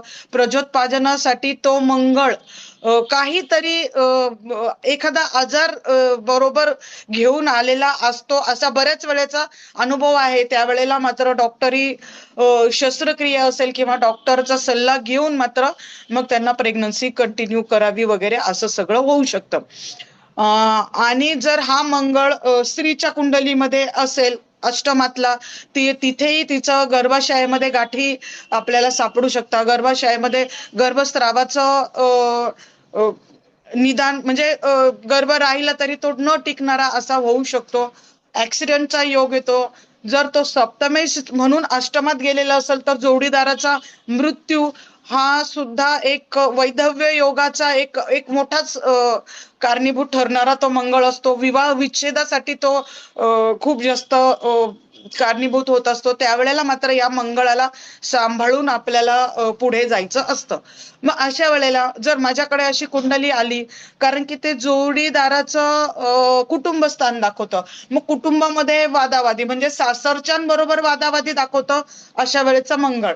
मग मी म्हणते जर असा मंगळ असेल तर कुटुंबात कोणीतरी सर्जन असावा, कोणीतरी टेक्निकल लाईन मध्ये म्हणजे इंजिनियर वगैरे जर सासरची मंडळी असेल, स्वतः जर मुलगा तो टेक्निकल लाईन मध्ये असेल किंवा तो स्वतः सर्जन जरी असेल तर अशा वेळेला तो मंगळ मात्र चांगला ठरतो. कारण त्याचं मंगळाचं जे कारकत्व आहे ते तिथे फुलफिल होतं. मग त्याच्यानंतर मात्र म्हणजे एखादा सर्जन आहे, त्याला भरपूर मारामारी भांडणं करायचे आहेत, पण मात्र त्याचं हे सगळं बळ तो सर्जरी करून पेशंटला बरं करून पेशंटवर ते सगळं शस्त्र चालवून तो मात्र जर थकून घरी आलेला आहे तर मात्र मग त्याला तो प्रेमाची अपेक्षा करतो आणि तो प्रेमाला प्रेम देऊ शकतो. म्हणजे असं हे मंगळाचं आपण जर तो दोष असेल तर अशा बाबतीत मात्र जर कुटुंब जर या प्रकारचं असेल तर मात्र तो मंगळ फारसा त्रास देणार नाही, असं मी अनुभवातनं म्हणा किंवा मी असं सल्ला लोकांना देते. कारण की माझ्याकडे डॉक्टर्स येतात, माझ्याकडे इंजिनियर्स येतात. अशा वेळेला हा मंगळ इंजिनियर लोकांसाठी पण खूप छान आहे. सर्जन जर कोणाला बनायचं असेल तर इथला हा मंगळ सर्जरीसाठी वैद्यकीय क्षेत्रासाठी पण खूप चांगला आहे. मग असं जर असेल किंवा एखादं मॅन्युफॅक्चरिंग जर कसलं करत असेल ती व्यक्ती, एखादी त्याची कंपनी असेल, तिथे काही लिक्विड असेल किंवा तिथे मंगळाशी रिलेटेड काही मी अशा वेळेला फार्मा कंपनी जर ज्यांची असेल, तिथे जर लिक्विड कोणी हे करत असेल किंवा तिथे काही औषधांची कंपनी असेल तर अशा वेळेलाही तो मंगळ त्या मुलीच्या कुंडलीत सासूरवाडीकडे जर फार्मा मधला कोणी व्यक्ती आहे, त्यांची स्वतःची मॅन्युफॅक्चरिंग कंपनी आहे, तर अशा वेळेला ह्या मुलीला मात्र तो मंगळ एकदम चांगला ठरतो. कारण की तिचं कार्यकत्व तिथे निखरून येतं आणि मग त्या मंगळाचा दोष कमी होऊन जातो, असं मात्र मला अनुभवाला आलेलं आहे. आणि अशा वेळेला कुंडली आली की मंगळ मंगळ करून, आता त्या मुलीच्या अष्टमात मंगळ आहे, त्यामुळे आपल्याकडे जर ती मुलगी आलेली आहे, आपल्याकडे जर ते दाम्पत्य आलेलं आहे की माझ्या मुलीचं लग्न करायचंय, मग अशा वेळेला तिला मंगळ आहे म्हणून मग आपण काय करू शकणार. पण तिलाही सल्ला दिलेला योग्य राहील. तिचा मंगळ इतका वाईट आहे म्हटल्यावर मग ती मुलगी लग्न कसं काय करणार, तिचा विवाह योग कसा काय येणार. त्यावेळेला मात्र मग तुम्ही अशा कुटुंबात लग्न करा. ती मुलगी स्वतः सर्जन असेल तर तिच्यासाठी सुद्धा तो मंगळ अतिशय चांगला काम करणारा असेल. मग का नाही तुम्ही अशा पद्धतीने जाऊ शकाल. आणि मी असं केलेलं आहे आणि लग्न झाल्यानंतर त्यांचं सगळं काही व्यवस्थित चालू आहे. मग त्यावेळेला कळतं की हिचे सासरे सर्जन आहे, गायनेकॉलॉजिस्ट आहे, रोज उठून त्यांना सीझर करणं आहे, सासूबाई सीझर करतायत.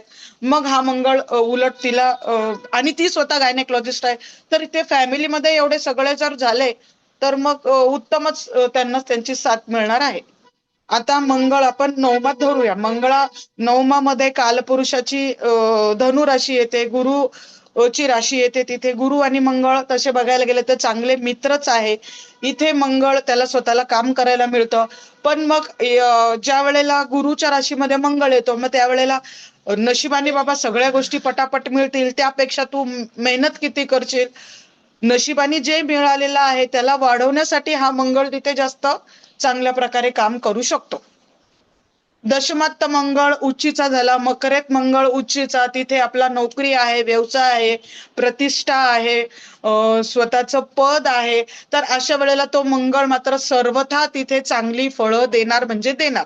आपण बऱ्याच वेळेला तिथेही मंगळ दोष धरला जातो, पण तिथेच जर व्यवसायाने जर मुलगा आणि मुलगी जर समव्यावसायिक असेल किंवा मुलीच्या बाबतीतही तो व्यवसाय खूप फायदेशीर ठरणारा असेल तर मात्र तिथे पद चांगलं मिळतं, घराची प्रतिष्ठा तिथे चांगली असते, मंगळ स्वतः तिथे काम करण्यासाठी उत्सुक असतो. अशा वेळेला तो मंगळ जर कोणाचा असेल तर तो मात्र तिथे चांगला काम करतो, चांगलेच फळ देतो. त्यामुळे तो मंगळ दशमातला चांगला असतो. झालं आता लाभातला मंगळ. लाभातला मंगळ फ्रेंड सर्कल मोठं देतो. फ्रेंड सर्कलमध्ये स्वतःची वाहवा करून घेण्याची लालसा त्या व्यक्तीची असते. तिथे मात्र तो कधी कठोर तर कधी चांगला, आणि जर त्याला चांगले मित्र नाही मिळाले तर मात्र मित्र सुद्धा कधी विश्वासघात करू शकतात. पण अशा वेळेला तो मंगळ आता मला इथे फारसं गणित जमवता येणार नाही. कुंभेतला मंगळ, शनी आणि मंगळाला आपण तसं अँटी समजतो, दुश्मन समजतो, पण तो शनीच्याच राशीमध्ये उच्चीचा होतो आहे. त्याच्यामुळे कुंभ राशी आणि मकर राशी थोडी वेगळी आहे. मकर राशी पैसा पैसा करणारी आहे, पैसा कमवणारी आहे, पैसा लावून धरणारी आहे. इकडे मात्र कुंभेचा शनी हा लोकांसाठी द्यायचं म्हणतो, लोकांना दिलं गेलं पाहिजे, लोकांबरोबर चांगले संबंध ठेवले गेले पाहिजे. कुंभ रास ही लोकांप्रती थोडीशी प्रेम भावना आणि देण्याची भावना ठेवणारी असते. अशा वेळेला तो मंगळ कदाचित स्वार्थी असेल ती व्यक्ती तर मात्र थोडासा तिथे त्रासदायक ठरू शकतो. आता मंगळ गेला 12व्या घरामध्ये. या वेळेलाही मंगळाला आपण ही मंगळाची कुंडली झाली असं धरतो, कारण की तिथे शय्यास्थान आहे 12वं स्थान. तिथे आयसोलेशनचं ते स्थान आहे. तिथे मंगळ गेल्यानंतर 12वं स्थानामध्ये आपण वैद्यकीय व्यवसाय पण बघतो, आपण तिथे पोलीस मिलिटरी पण बघतो. अशा वेळेला जर ती व्यक्ती पोलीसमध्ये असेल, मिलिटरीमध्ये असेल, जेलचा अधिकारी वगैरे असेल तर अशा वेळेला तो मंगळ मात्र चांगला काम करतो. शय्या सुखाच्या बाबतीत तुमचं बेडरूम मध्ये तुमची भांडणं वादावादी होण्याची शक्यता असते, कारण तो शेवटी मंगळ आहे. पण हा मंगळ 12व्या घरामध्ये व्ययामध्ये जाऊन शत्रू हंता योग ही याचा चांगला बनतो, कारण की याच्या पुढे शत्रू टिकणार नाही, कारण की याच्याकडे तेवढी ताकद आहे त्यांना हे करण्याची. मग जोडीदाराला प्रोटेक्ट सुद्धा तोच करू शकतो. मग बऱ्याच वेळेला जोडीदाराला वाटतं की बाबा माझा जो पती आहे, आता जनरली मुलींच्या बाबतीत जर आपण विचार केला तर तिला असं वाटतं की माझा पती आहे, त्यांनी बाहेर त्याचे दाखवली पाहिजे, ताकद दाखवली पाहिजे. तर अशा वेळेला तो तिचे जरी शय्या सुखामध्ये जरी कमतरता येत असेल तरी तिला तो अधिकार आवडण्याची पण शक्यता बऱ्यापैकी आहे. आणि तो परत गुरुच्या घरात असल्या कारणाने दोघही अग्नितत्वाचे झाले, मान्य आहे. तिथे जर त्यांनी स्वतःची म्हणजे त्या व्यक्तीने स्वतःची एनर्जी चांगल्या ठिकाणी लावली तर मात्र तो मंगळ आपल्याला चांगले फळं देताना दिसतो. असं माझं एकंदरीत आहे ताई. सुरेख. मी टाळ्या पिटते तुझ्यासाठी, कारण अचानक मी बोलली तुला, तू दिसली आणि मी सरळ बॉम्ब बॉम्ब फोडलेला आहे. आणि तुम्ही तू बॉम्ब ready टाकला राहा. आणि मी तो झेललेला आहे नाही, असं मी म्हणूया. मी यावर टाळ्या पिटते, कौतुक करते तुझं, कौतुक धन्यवाद. करते. पण जरा मला काय सप्तमातील म्हणजे मंगळाबद्दल विदाउट जरा प्लीज प्लॅनिंग सांगा ना परत. सांग, सप्तमातील मंगळ सांग, सप्तमातला मंगळ सांग, हा, रिपीट कर. सप्तमातला मंगळ विवाहाच्या ठिकाणी आपल्याला तुला राशी येते, तिथे दोघांचाही प्रेमाचा आपण संबंध धरतो. तिथे शुक्राची राशी येते, हा शुक्रावर मंगळ हावी पडतो, कारण की प्रेमापेक्षा तिथे अधिकार जास्त गाजवला जातो. मग तू मोठा की मी मोठा यामध्ये इगो क्लॅशेस होण्याची भयंकर शक्यता असते. अशा वेळेला मात्र जर तो स्वराशीचा असेल तर मात्र त्याला कळत असतं, म्हणजे पती आणि पत्नी दोन्ही जोडीदारांना हे समजतं की बाबा रे, जर मी याला आरे केलं तर तो मला कारे केल्याशिवाय राहणार नाही. मग सुरुवातीला आरे कारे झाल्यानंतर मग दोघांची समजूत करून टाकतात की ते बाबा इथे आपल्याला भांडायचं नाहीये. तशी परिपक्वता तर येणारच ना. आता शिक्षण आहे, बाकीच्या सगळ्या गोष्टी आहेत. आता स्थल काल परत्वे जर बघायला गेलं तर आता दोघेही वर्किंग आहात, तर वर्किंगच्या वेळेला आणि तिथे भागीदारी पण आहे, तिथे व्यवसाय पण आहे. जर दोघंही प्रत्येकाची भूमिका जर दोघांनी व्यवस्थित बजावली तर मात्र हा मंगळ तिथे त्रासाचा होऊ नये असं मला वाटतं. खूप छान, खूप छान. तिथे गर्भाशयाची पिशवी पण येते. अशा वेळेला मात्र परत गर्भपाताची वगैरे शक्यता असते. जुन्या काळामध्ये गर्भपात हा अ, अ, खूपच कठीण मानला जायचा, कारण की परत परत गर्भपात होणाऱ्या स्त्रीला किंवा परत परत संतती होण्याचा पण योग यायचा, कारण की जोडीदार तेवढा अग्रेसिव्ह असायचा. तर मग एक संतती झाली, मग दुसरी, मग तिसरी. मग अशा वेळेला मात्र स्वतःची पत्नीची शरीराची म्हणजे शारीरिक बल कमी होऊन तिला मृत्यूयोग सुद्धा असा मंगळ देऊ शकत होता. त्यामुळे अशा वेळेला हा मंगळ जर एखाद्या चंद्राच्या तिथे जर कर्क राशी आलेली आहे, ती जर एकदम प्रेमळ आहे आपली जोडीदार, तर त्यावेळेला मात्र हा मंगळ तिला त्रासदायक ठरू शकत होता. आणि बाकीच्या राशींनुसार बघितलं तर आणि स्थल काल जर प्रमाणे जर बघितलं तर जोडीदाराला तो त्रासदायक ठरत होता. इवन स्त्रीच्या कुंडलीमध्ये जर तसा मंगळ असेल आणि पुरुष मात्र शांत स्वभावाचा असेल, तर त्यावेळेला मात्र त्याला तिचं बरंचसं ऐकून घेणं किंवा मग त्याची मानहानी सुद्धा होऊ शकते, कारण की मंगळ कुठेही गेला तरी तो त्याचं तत्व अग्नीचं, बोलण्याचं म्हणा किंवा स्वतःचं डॉमिनेटिंग नेचर सोडणारा नसतो. खूप तर ते छान, सौम्य आणि खूप छान. कसं ओळखावं ते सौम्य आहे का मंगळ तो हा, सौम्य मंगळ सप्तमातला? म्हणजे स्वराशीचा मंगळ आपण सौम्य धरतो. आणि अगदी विरुद्ध राशी चंद्राच्या राशीमध्ये जर तो सुद्धा आपण सौम्य म्हणतो. जरी कर्केचा मंगळ असेल तर तो सौम्यच होतो, कारण की त्याची स्वतःची एनर्जी तो फार दाखवू शकत नसतो. तो मधल्यामध्ये असा कर्केचा मंगळ हा मधल्यामध्ये राग गिळून घेणारा असतो आणि त्याला ते एक्सप्रेस जास्त करता येत नाही, म्हणजे आतल्या आत कुडणं हा प्रकार असतो. मग त्यालाही आपण सौम्य मंगळ धरतो, की चला बाबा आता काही भांडण बिंडण करणार नाही. त्याच्या डिग्रीवर पण असं मी बघायचं काही किती धरते बुवा. डिग्रीचा भारी आहे, एकदम.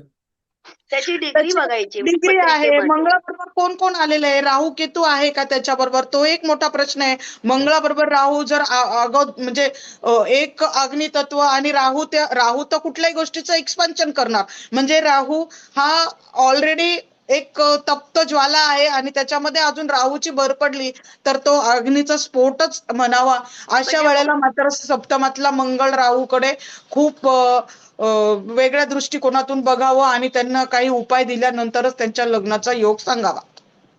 आणि असं जर सप्तमात राहू मंगळ अशी युती आली तर कधी कधी भिन्न धर्मीय पण विवाह होण्याची शक्यता हा, असते. कारण राहू भिन्न धर्मीय दाखवतो, परजातीय दाखवतो, परदेशातल्या व्यक्तीबरोबर लग्न दाखवतो, प्रेमविवाहासाठी सुद्धा हा आणि मंगळ राहू चांगला आहे. अरेंज मॅरेज जर करायचं असेल, राहू मंगळ पत्रिकेमध्ये सप्तमात असले आणि अरेंज किंवा पंचमात असते आणि अरेंज मॅरेज करायचं असेल, तर आपण ज्योतिषी म्हणून त्यांना सल्ला द्यायचा की स्वजातीय नको, तर जातीमध्ये पण असतात ना, त्याच्यामध्ये वेगवेगळ्या हम्म, शाखा असतात. पोट म्हणजे शाखा. ब्राह्मण असेल तर यजुर्वेदी ब्राह्मण झाले, ऋग्वेदी ब्राह्मण झाले, तसे शाखा तरी बदल करा, असा सल्ला नक्की द्यावा खरंय. ज्योतिषी म्हणून.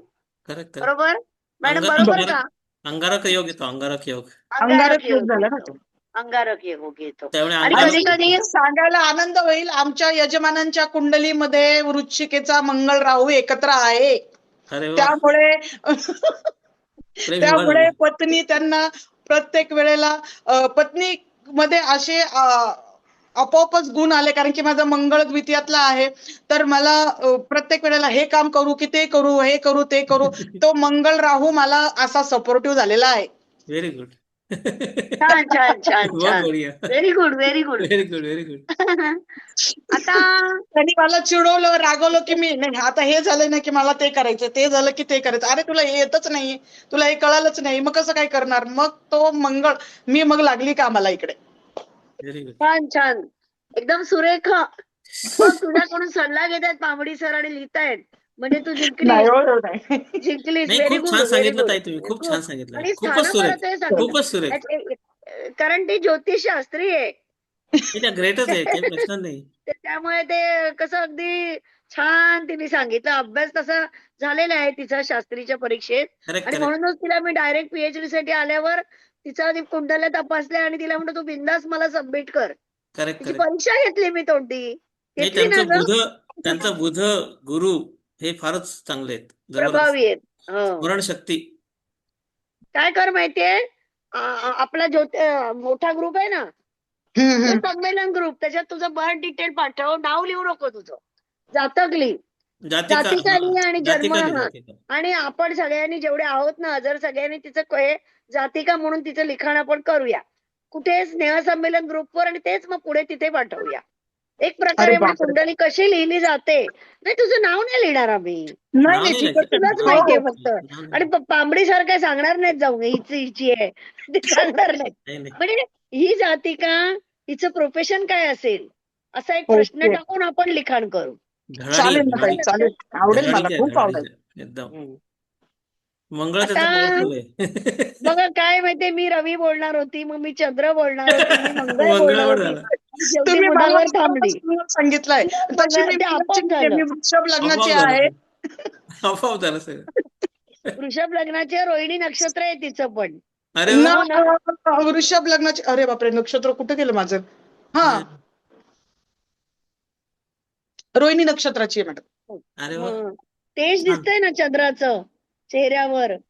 आणि ते ज्योतिष मित्र मिलिंद, त्यांचं पण रोहिणी नक्षत्र आहे, हो. कृष्णाचं आहे रोहिणी नक्षत्र, आणि वृषभ राज. आता बुध म्हणजे कोण? युवराज. आणि मुख्य म्हणजे माझ्या पत्रिकेत बुध उच्चीच आहे, ऑटोमॅटिक तो बुध माझ्याकडे आला. बघा. हे विशेष. वाणीचा कारक म्हणजे बुध, अकाउंटचा कारक म्हणजे बुध, बोलणारी व्यक्ती म्हणजे बुध. बुधाचं वर्चस्व असतील तेच फक्त चांगलं बोलून समोरच्याला गार करतात. मार्केटिंग क्षेत्रात अग्रेसर असतात ते बुध व्यक्तिमत्व. जे म्हणजे अशी वस्तू, जो कचरा आहे तो पण सुंदर सोनेरी पेपरात लपेटून समोरच्यावर देणं, ही जी कला आहे ती मार्केटिंग. पण खराब वस्तू पण किती छान आहे हे गोड सांगून समोरच्याच्या गळ्यात मारणं ते बुधाचं काम आहे. खरंय. एक गमतीचा भाग सांगते. आमच्या म्हणजे सुनबाईना मी म्हटलं, अगं आंबा खा, कापलाय. म्हणते नको, मला नको जास्त, ते उष्ण असतो. मग मी, तो किती छान आहे, त्याची चव कशी आहे, असं रसभरीत. बरं द्या मग एक फोड. तुम्ही ना मार्केट ज्योतिषी उगाच झालात, तुम्ही नाही. मार्केटिंग मध्ये चांगलं बेस्ट केलं असतं करिअर. सुनबाईनी उपमा दिली कालच, म्हणून मला हे आम्हाला सुचलं. आम्हाला पण ते आंबा असा हे करून गोड आहे असं म्हणा ना, आम्ही पण खाऊ. या ना, इकडे या ना तुम्ही, आम्ही देऊ, घरी यायला लागेल. तर बुध बुध बुद्धीच्या क्षेत्रात पहिले पाऊल टाकणारा ग्रह आहे. बुध म्हणजे बोलणे, ज्यांचं अकाउंट चांगलं असतं ना, त्यांचा पण बुध प्रभावी असतो. किंवा जे जर्नलिझम क्षेत्रात असतात, बातम्या देणारे, त्यांचा पण बुध प्रभावी असतो. लेखणी समर्थपणे चालविणारे गदी माडगुळकर, त्यांचा सुद्धा बुध प्रभावी होता. लोकमान्य टिळक, दरारा होता त्यांचा, पण त्यांचाही बुध प्रभावी होता. बुधापासून होणारे म्हणजे बुध आदित्य योग, हा तर आपल्याला माहितीच आहे. ज्यांचा रवी आणि बुध एकत्र असतात, म्हणजे किमान 5 डिग्री अंतरावर, त्यांच्या पत्रिकेत बुध आदित्य योग हा शुभ राजयोग आहे. आणि काहीतरी चांगल्या घटना त्यांच्या आयुष्यात नक्कीच घडतात. दुसरी गोष्ट म्हणजे बुधाला सर म्हणाल तर रंग असा आपण म्हणतो हिरवा, पण ऍक्च्युली तो पाण्यासारखा तरल आहे. तसं गाणं आहे, पाणी रे पाणी तेरा रंग कैसा, जिसमे मिलाये वैसा.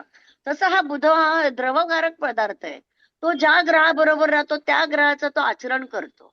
बुधाला युवराज म्हणतात.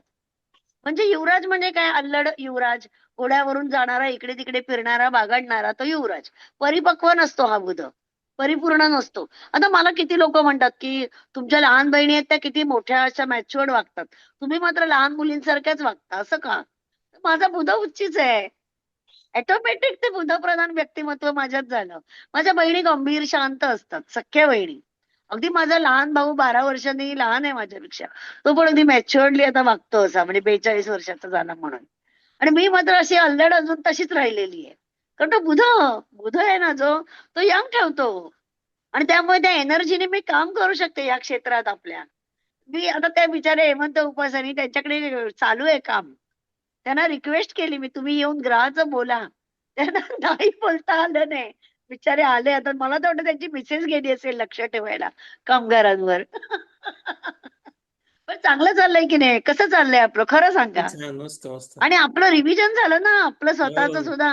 हो आता ना. काही बेसिक बघत नाही, आपण ऍडव्हान्सच बघतोय. मग नाही बेसिक पण आलं पाहिजे प्रत्येकाला. Yes yes yes. स्वतःचा क्लास चालवायचा असेल तर तुम्हाला बेसिक येणं मस्ट आहे, कारण त्या बेसिकवरच पत्रिकेचं मूळ असतं.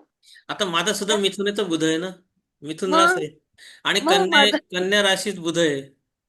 मग बुधाची फर्स्ट रास. हाऊस मध्ये ते सुद्धा मग किती छान. आणि माझा पण गुरुची मिथुन दृष्टी. राशीचा बुध आहे, पण माझं सिंह लग्न आहे आणि त्यामुळे लाभात आहे तो. त्यामुळे माझं बुध पण रवी राशीचे लोक आहे ना हे माझं नेहमी पण 11व्या वयाप्रमाणे कमी भावात रवी दिसतात. आणि बुध आहे. अरे वा, 11व्या म्हणजे भावात रवी यांच्याकडे आणि पण बुध बुध आहे. आदित्य योग आहे म्हणून ते कनेक्ट झाले मला. ते ज्योतिषी हम्म. नाहीये तरी कनेक्शन झालं. नाही असेच लोक एकत्र येतील बरोबर. येणार, ते येतात, आपोआप येतात. कारण ते आता ते ज्योतिष मित्र मिलिंद त्यांची वृषभ रास आहे आणि हम्म रोहिणी नक्षत्र ती जॉईन झाली. हम्म यांची पण वृषभ रास आहे, मंजुषा व्यवहार यांची. म्हणजे ऑटोमॅटिक ना असे चांगले लोक आपोआप कनेक्ट होतात. आता 700 लोकांना विनामूल्य मी व्याख्यानच ठेवलं होतं, पण 7च झाले. म्हणजे बाकीच्यांची मानसिकता नाहीये. हम्म आता आपण काही कोणाला फोर्स नाही करायचं, पण माझ्या मनात विचार आला की जे हम्म. ज्योतिषी नाहीये त्याने ते जर आले तर ऍटलिस्ट त्यांना थोडीशी माहिती ग्रहांची मिळेल. बरोबर आहे. आपल्याला काही माहिती आहे हो, आपण हे का करतोय? ज्यांना येत नाही त्यांना म्हणजे प्रसार आणि प्रचाराला हातभार लावतोय. म्हणजे ग्रह खरंय. आपलं ते बघतायत ना, नवग्रह आकाशातून बघतायत. नक्कीच. आपण हे सगळे जॉईन झालो आहोत, आपण या ग्रहांविषयी बोलतोय आणि ह्याचा मी प्रचार करणार. कारण हा व्हिडिओ जो निघेल तो बाहेर पडेल युट्यूबच्या माध्यमातून, सगळीकडे जाईल. म्हणजे ऑटोमॅटिक आपल्याला त्या नवग्रहांचे आशीर्वाद सगळ्यांना मिळणार आहेत. बरोबर आहे. हे डोक्यात ठेवा. मग आपण सगळ्या गोष्टी ना, ग्लास अर्धा रिकामा आहे तो नाही बघायचा, हा अर्धा भरलेला ग्लास आहे. आम्ही जे कोण 7 माणसं आहोत त्यांनी आम्ही नवग्रहांची माहिती दिली आणि ती लोकांपर्यंत पोहोचवली. ग्रह आहेत ना बघणारे, ते आपल्याला चांगलं बेस्ट त्याचा रिझल्ट देणार. बरोबर आहे. इथून नाही तिथून दुसऱ्या मार्गाने पण येणारच. हम्म. म्हणजे सकारात्मक राहायचं कधी खरंय. सुद्धा. बरोबर. आता बुधाचं कसं माहितीये, पूर्णत्व यायला पूर्ण वय 32 वर्ष आहे. म्हणजे एखाद्याची पत्रिका जर आपल्याला विवाहासाठी आली तर आपण त्यांना सांगायचं 32व्या वर्षी त्याचा विवाह ठरेल. कारण बुधप्रधान व्यक्ती आहे ही. म्हणजे बुध त्याचा मॅच्युअर कधी होणार 32व्या वर्षी. मग 33. त्याच्या आधी जर तुम्ही जबरदस्तीने लग्न केलं तर कधी कधी अडथळे पण येऊ शकतात. होतात ना अडथळे, अडचणी. मॅच्युअर्ड कधी होतो तो बुध? 32व्या वर्षी. म्हणजे 32 वर्ष हे त्याचं वय आहे. सगळ्यांचीच वय आहे. चंद्राचं 22 वय आहे, रवीचं 24 वय आहे, गुरुचं 28 वय आहे. अशी सगळ्या ग्रहांची वय दिलेली आहेत आपल्याला ज्योतिषशास्त्रामध्ये. आता बुधाचं आपण बघा पाचू म्हणतो ना, पाचूची अंगठी घालतो आपण, तो बुध. त्याने रवी सांगितला तर माणिक. रवीची माहिती त्यांनी दिली तर आता मला माणिक. आठवलं म्हणून मी बोलते. तर बरोबर. माणिक हा ग्रह जो आहे ना त्याच्यावर रवीची सत्ता आहे. आता हम्म. ज्योतिष मित्र मिलिंदांनी चंद्राची माहिती दिली तर हम्म. त्याच्याबद्दल मी सांगते, हा जो चंद्र आहे तर मोत्यावर त्याचा अंमल आहे. त्यामुळे जर मोती घातला आपण तर मग चंद्राचं बळ मिळेल आपल्याला. एखाद्याकडे चंद्राचं बळ कमी असेल तर त्यांना मोती वापरायला सांगा. म्हणजे आंघोळ करताना त्या मोत्याचं पाणी अंगावरून पडलं तरी सुद्धा चंद्राचं बळ वाढेल. हो. त्याच्यानंतर यांनी मंगळाची माहिती दिली तर मंगळ म्हणजे काय? पवळं. पोळ. पवळ्याचा वापर करा, पवळं हम्म. घाला, पवळ्याची अंगठी घाला. ती कशी पाहिजे? तर शरीराला स्पर्श होईल अशी पाहिजे. हम्म. ही मी पोळ्याची माहिती माळ देते कारण हे रेकॉर्डिंग होतंय ना आपलं. माळ आहे मग ती. हा, मग त्यांचे जे कोणाचे ऐकल्यावर प्रश्न आले तर त्याचं उत्तर पण मी हे दिलं बरोबर आहे. आधीच. जेवढ्या ग्रहांची माहिती दिली. आणि बुधाचं काय तर पाचू. बरोबर आहे. पाचू हा ग्रह बुधाला हे करतो, Involved. म्हणजे इंडिकेशन देतो. त्यामुळे पाचू जर बुध चांगला असेल, उच्चीचा असेल तरी बुध घाला. बुध म्हणजे नपुसक ग्रह म्हणतात बुधाला. त्याला नपुसक ग्रह म्हणण्याचं कारण खरं काय आहे तर त्याला स्वतःचा असा रंग नाहीये आणि तो ज्या ग्रहासोबत राहतो त्या ग्रहासारखा वागतो, म्हणून त्याला नपुसक म्हणतात. म्हणजे चुकीचा अर्थ घेऊ नका. बुध नपुसक म्हणजे काय तर मुलं नाही होणार असं नाहीये. तर त्याला स्वतःच असं तो हे नाहीये. जसं मंगळ तापट आपण म्हणतो तसं बुध शांत नाही म्हणू शकत आपण. तो अवखळ म्हणतो. पण तो जर राहू बरोबर असेल तर तो डेंजरस असतो, कारण तो राहू सारखा वागेल. केतू बरोबर असेल तर केतू सारखा वागेल. पापग्रहांबरोबर बुध असेल तर तो त्या ग्रहांप्रमाणे तो वागतो. शुभ ग्रहांबरोबर असेल तर तो शुभ परिणाम देतो. असे बुध आणि शनी यांची युती तर फार डेंजर असते. सप्तमामध्ये जर बुध आणि शनीची युती आली तर अनैतिक संबंध आणि चुकीच्या प्रकारे लैंगिक प्रक्रिया, हे सगळे प्रकार जे घडतात ना हल्ली चालू आहे, होमोसेक्स वगैरे, हे सगळे असे बुध शनी युती जर सप्तमात आली तर होऊ शकतात.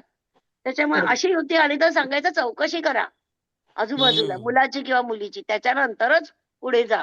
मी हा मुद्दा सांगितला कारण आपण सगळे ग्रेट आहोत, बरोबर आहे.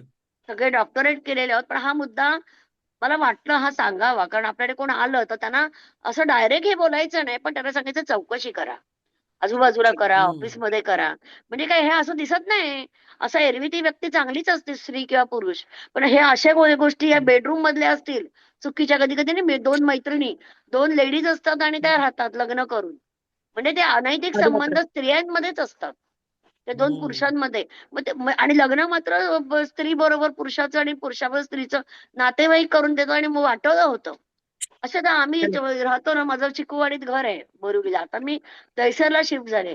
तर असंच एका मुलीचं लग्न करून दिलं आई वडिलांनी, पत्रिका बघून चांगली. आणि ती 8 दिवसा पण नाही, 4च दिवसात परत आली. तिला मी विचारलं, जाऊन भेटले आणि का ग काय झालं, तू इथेच राहतेस, महिना झाला तरी असे इथे, काय प्रॉब्लेम आहे, परदेशात असतात का तुझे पती? ती म्हणे नाही, त्याचा पुरुषाबरोबरच संबंध आहे. अरे बापरे. एवढी मोठी फसवणूक झाली. बरं, हे आई वडिलांना पण नसतं माहिती. कसं कळणार सांगा बरं? हे बाहेरच्या बाहेर अशी लपडी करणारे पुरुष किंवा स्त्रिया, नुसते पुरुष नाही, स्त्रिया सुद्धा त्याच्यात माहीर आहेत. स्त्रियांचे त्रास. खरंय. तो दोष आहे, तो ते व्यंधत्व हा दोष आहे, एक प्रकारे शारीरिक दोष आहे. पण तो आउट होत नाही ना, त्यामुळे चौकशी करा असं सांगायचं असतं. हम्म. दुसरी गोष्ट म्हणजे सप्तमात कधी कधी बुध आला तर बघण्याचा कार्यक्रम आपण बुधवारी करू नये, कारण ते हम्म. रिपिटेशन होतं, सारखं बघण्याचेच प्रोग्राम. लग्न हा. शक्यतो बुधवारी करू नये, रिपिटेशन होतं, पुनर्विवाह होण्याची शक्यता असते. शक्यतो बुध गोष्टी टाळ. फक्त पैसे घेण्यासाठी बुधवार शुभ. हम्म. रिपिटेशन झालं पैशाचं आणि सारखे पैसे आले तर का नका नसत, त्या आवडीची गोष्ट आहे ना सगळ्यांच्या. त्यामुळे हम्म. बुधवारी कोणाचं देणं वसूल करावं. हम्म. आपण देऊ नयेत हा, आपल्याकडे घ्यावेत. म्हणून कार्यशाळा बुधवारी ठेवली होती. हा मग. पण ते रिपिटेशन होईल. Invitation मिळेल पण आणि पैसे हे खरंय, हे हो. खरंय, खरंय. दुसरी गोष्ट म्हणजे आपल्याला जेव्हा मॅच मेकिंग साठी येतात आणि लग्न ठरत नाही असं सांगतात, पत्रिकेत काय दोष नसतो. मग त्यावेळेला बघायचं की चतुर्थ स्थान बिघडलंय का. हम्म. चतुर्थ स्थान बिघडलं असेल तर वास्तुदोष असतो पत्रिकेमध्ये. मग त्यांना सांगायचं, दाखवण्याचा प्रोग्राम घरी करू नका, बाहेर करा किंवा नातेवाईकांकडे करा, म्हणजे तो वास्तुदोष बघण्याच्या प्रोग्राम मध्ये आडवा येणार नाही. विवाह तर आपण हॉलमध्येच करणार असतो, पण बघण्याचा प्रोग्राम घरी ठेवायचा नाही. असं हम्म. एक सक्सेसफुल लग्न मी करून दिलेलं आहे.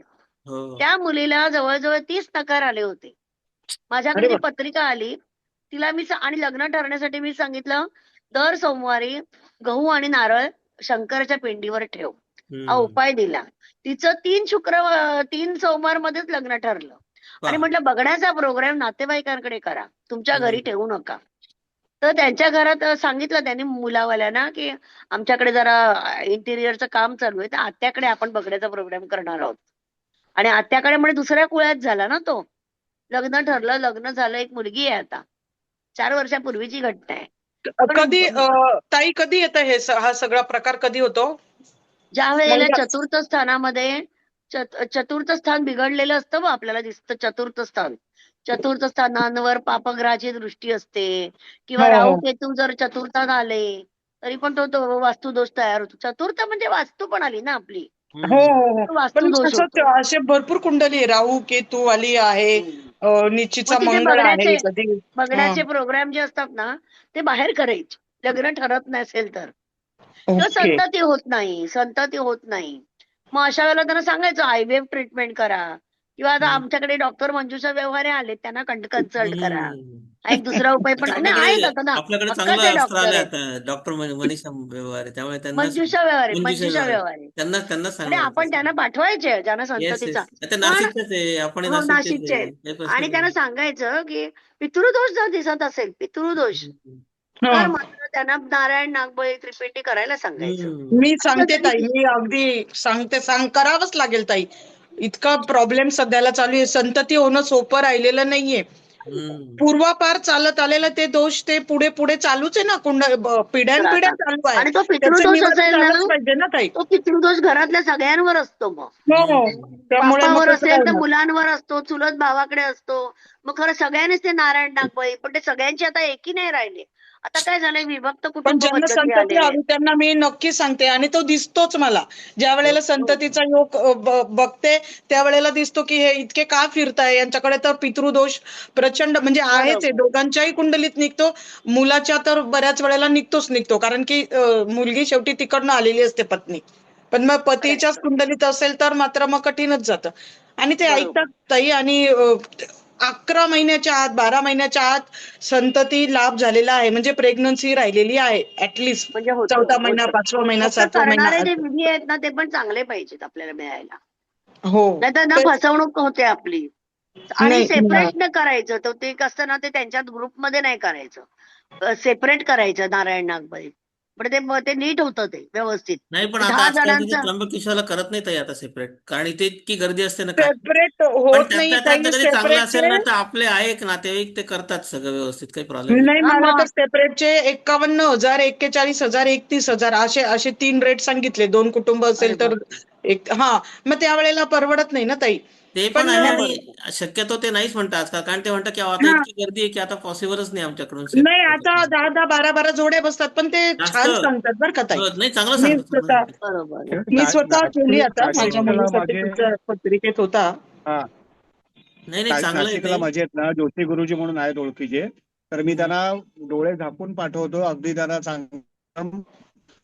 आणि माझं पण पौरोहित्य असल्यामुळे जरा चांगलं माझे जे रेफरन्स असतात त्यांना चांगलं अटेन्शन देतात. तुम्ही ना सगळ्यांनी काय इव्हन करा त्यांना तुमच्या घरामध्ये त्यांना ओळखीचे जे कोणी आहेत जेवण ना पण देतात. हो, त्यांचं त्यांचं नाव व जेवण नंबर राहणं आपल्या खाणं मोठ्या तिकडेच असतं. ग्रुपवर नक्की टाका. नक्की. लोकांना फायदा होईल की नाही नाही आहे नाही अगदी माझे साठी अगदी हे क्लासमध्ये आपल्या नाव आहे. जवळचे जवळचेच लोक आहेत, एकदम काही प्रश्न नाही त्याच्यावर. ते हा लिहून पाठवायचं. हो हेमंत हे सरांना माहिती नाशिकचे आहेत. असेल आहे ना. डेरगे गुरुजी आहेत सचिन डेरगे ज्यांची पिढ्या म्हणजे पूर्वापार पिढ्यानपिढ्या चालत आलेले आता तरुण आहेत ते सचिन हो तिथे गुरुजी. एक चांदवडकर म्हणून पण खूप चांगले आहेत. हा लोगावकर पण आहे चांगले. हम्म. शिकरे गुरुजी आहेत पुष्कळ आहेत. हो मुळे गुरुजी सुनील आहेत. सुनील चांदवडकर म्हणून आहे, अगदी खूपच चांगले आहेत ते सुनील चांदवडकर.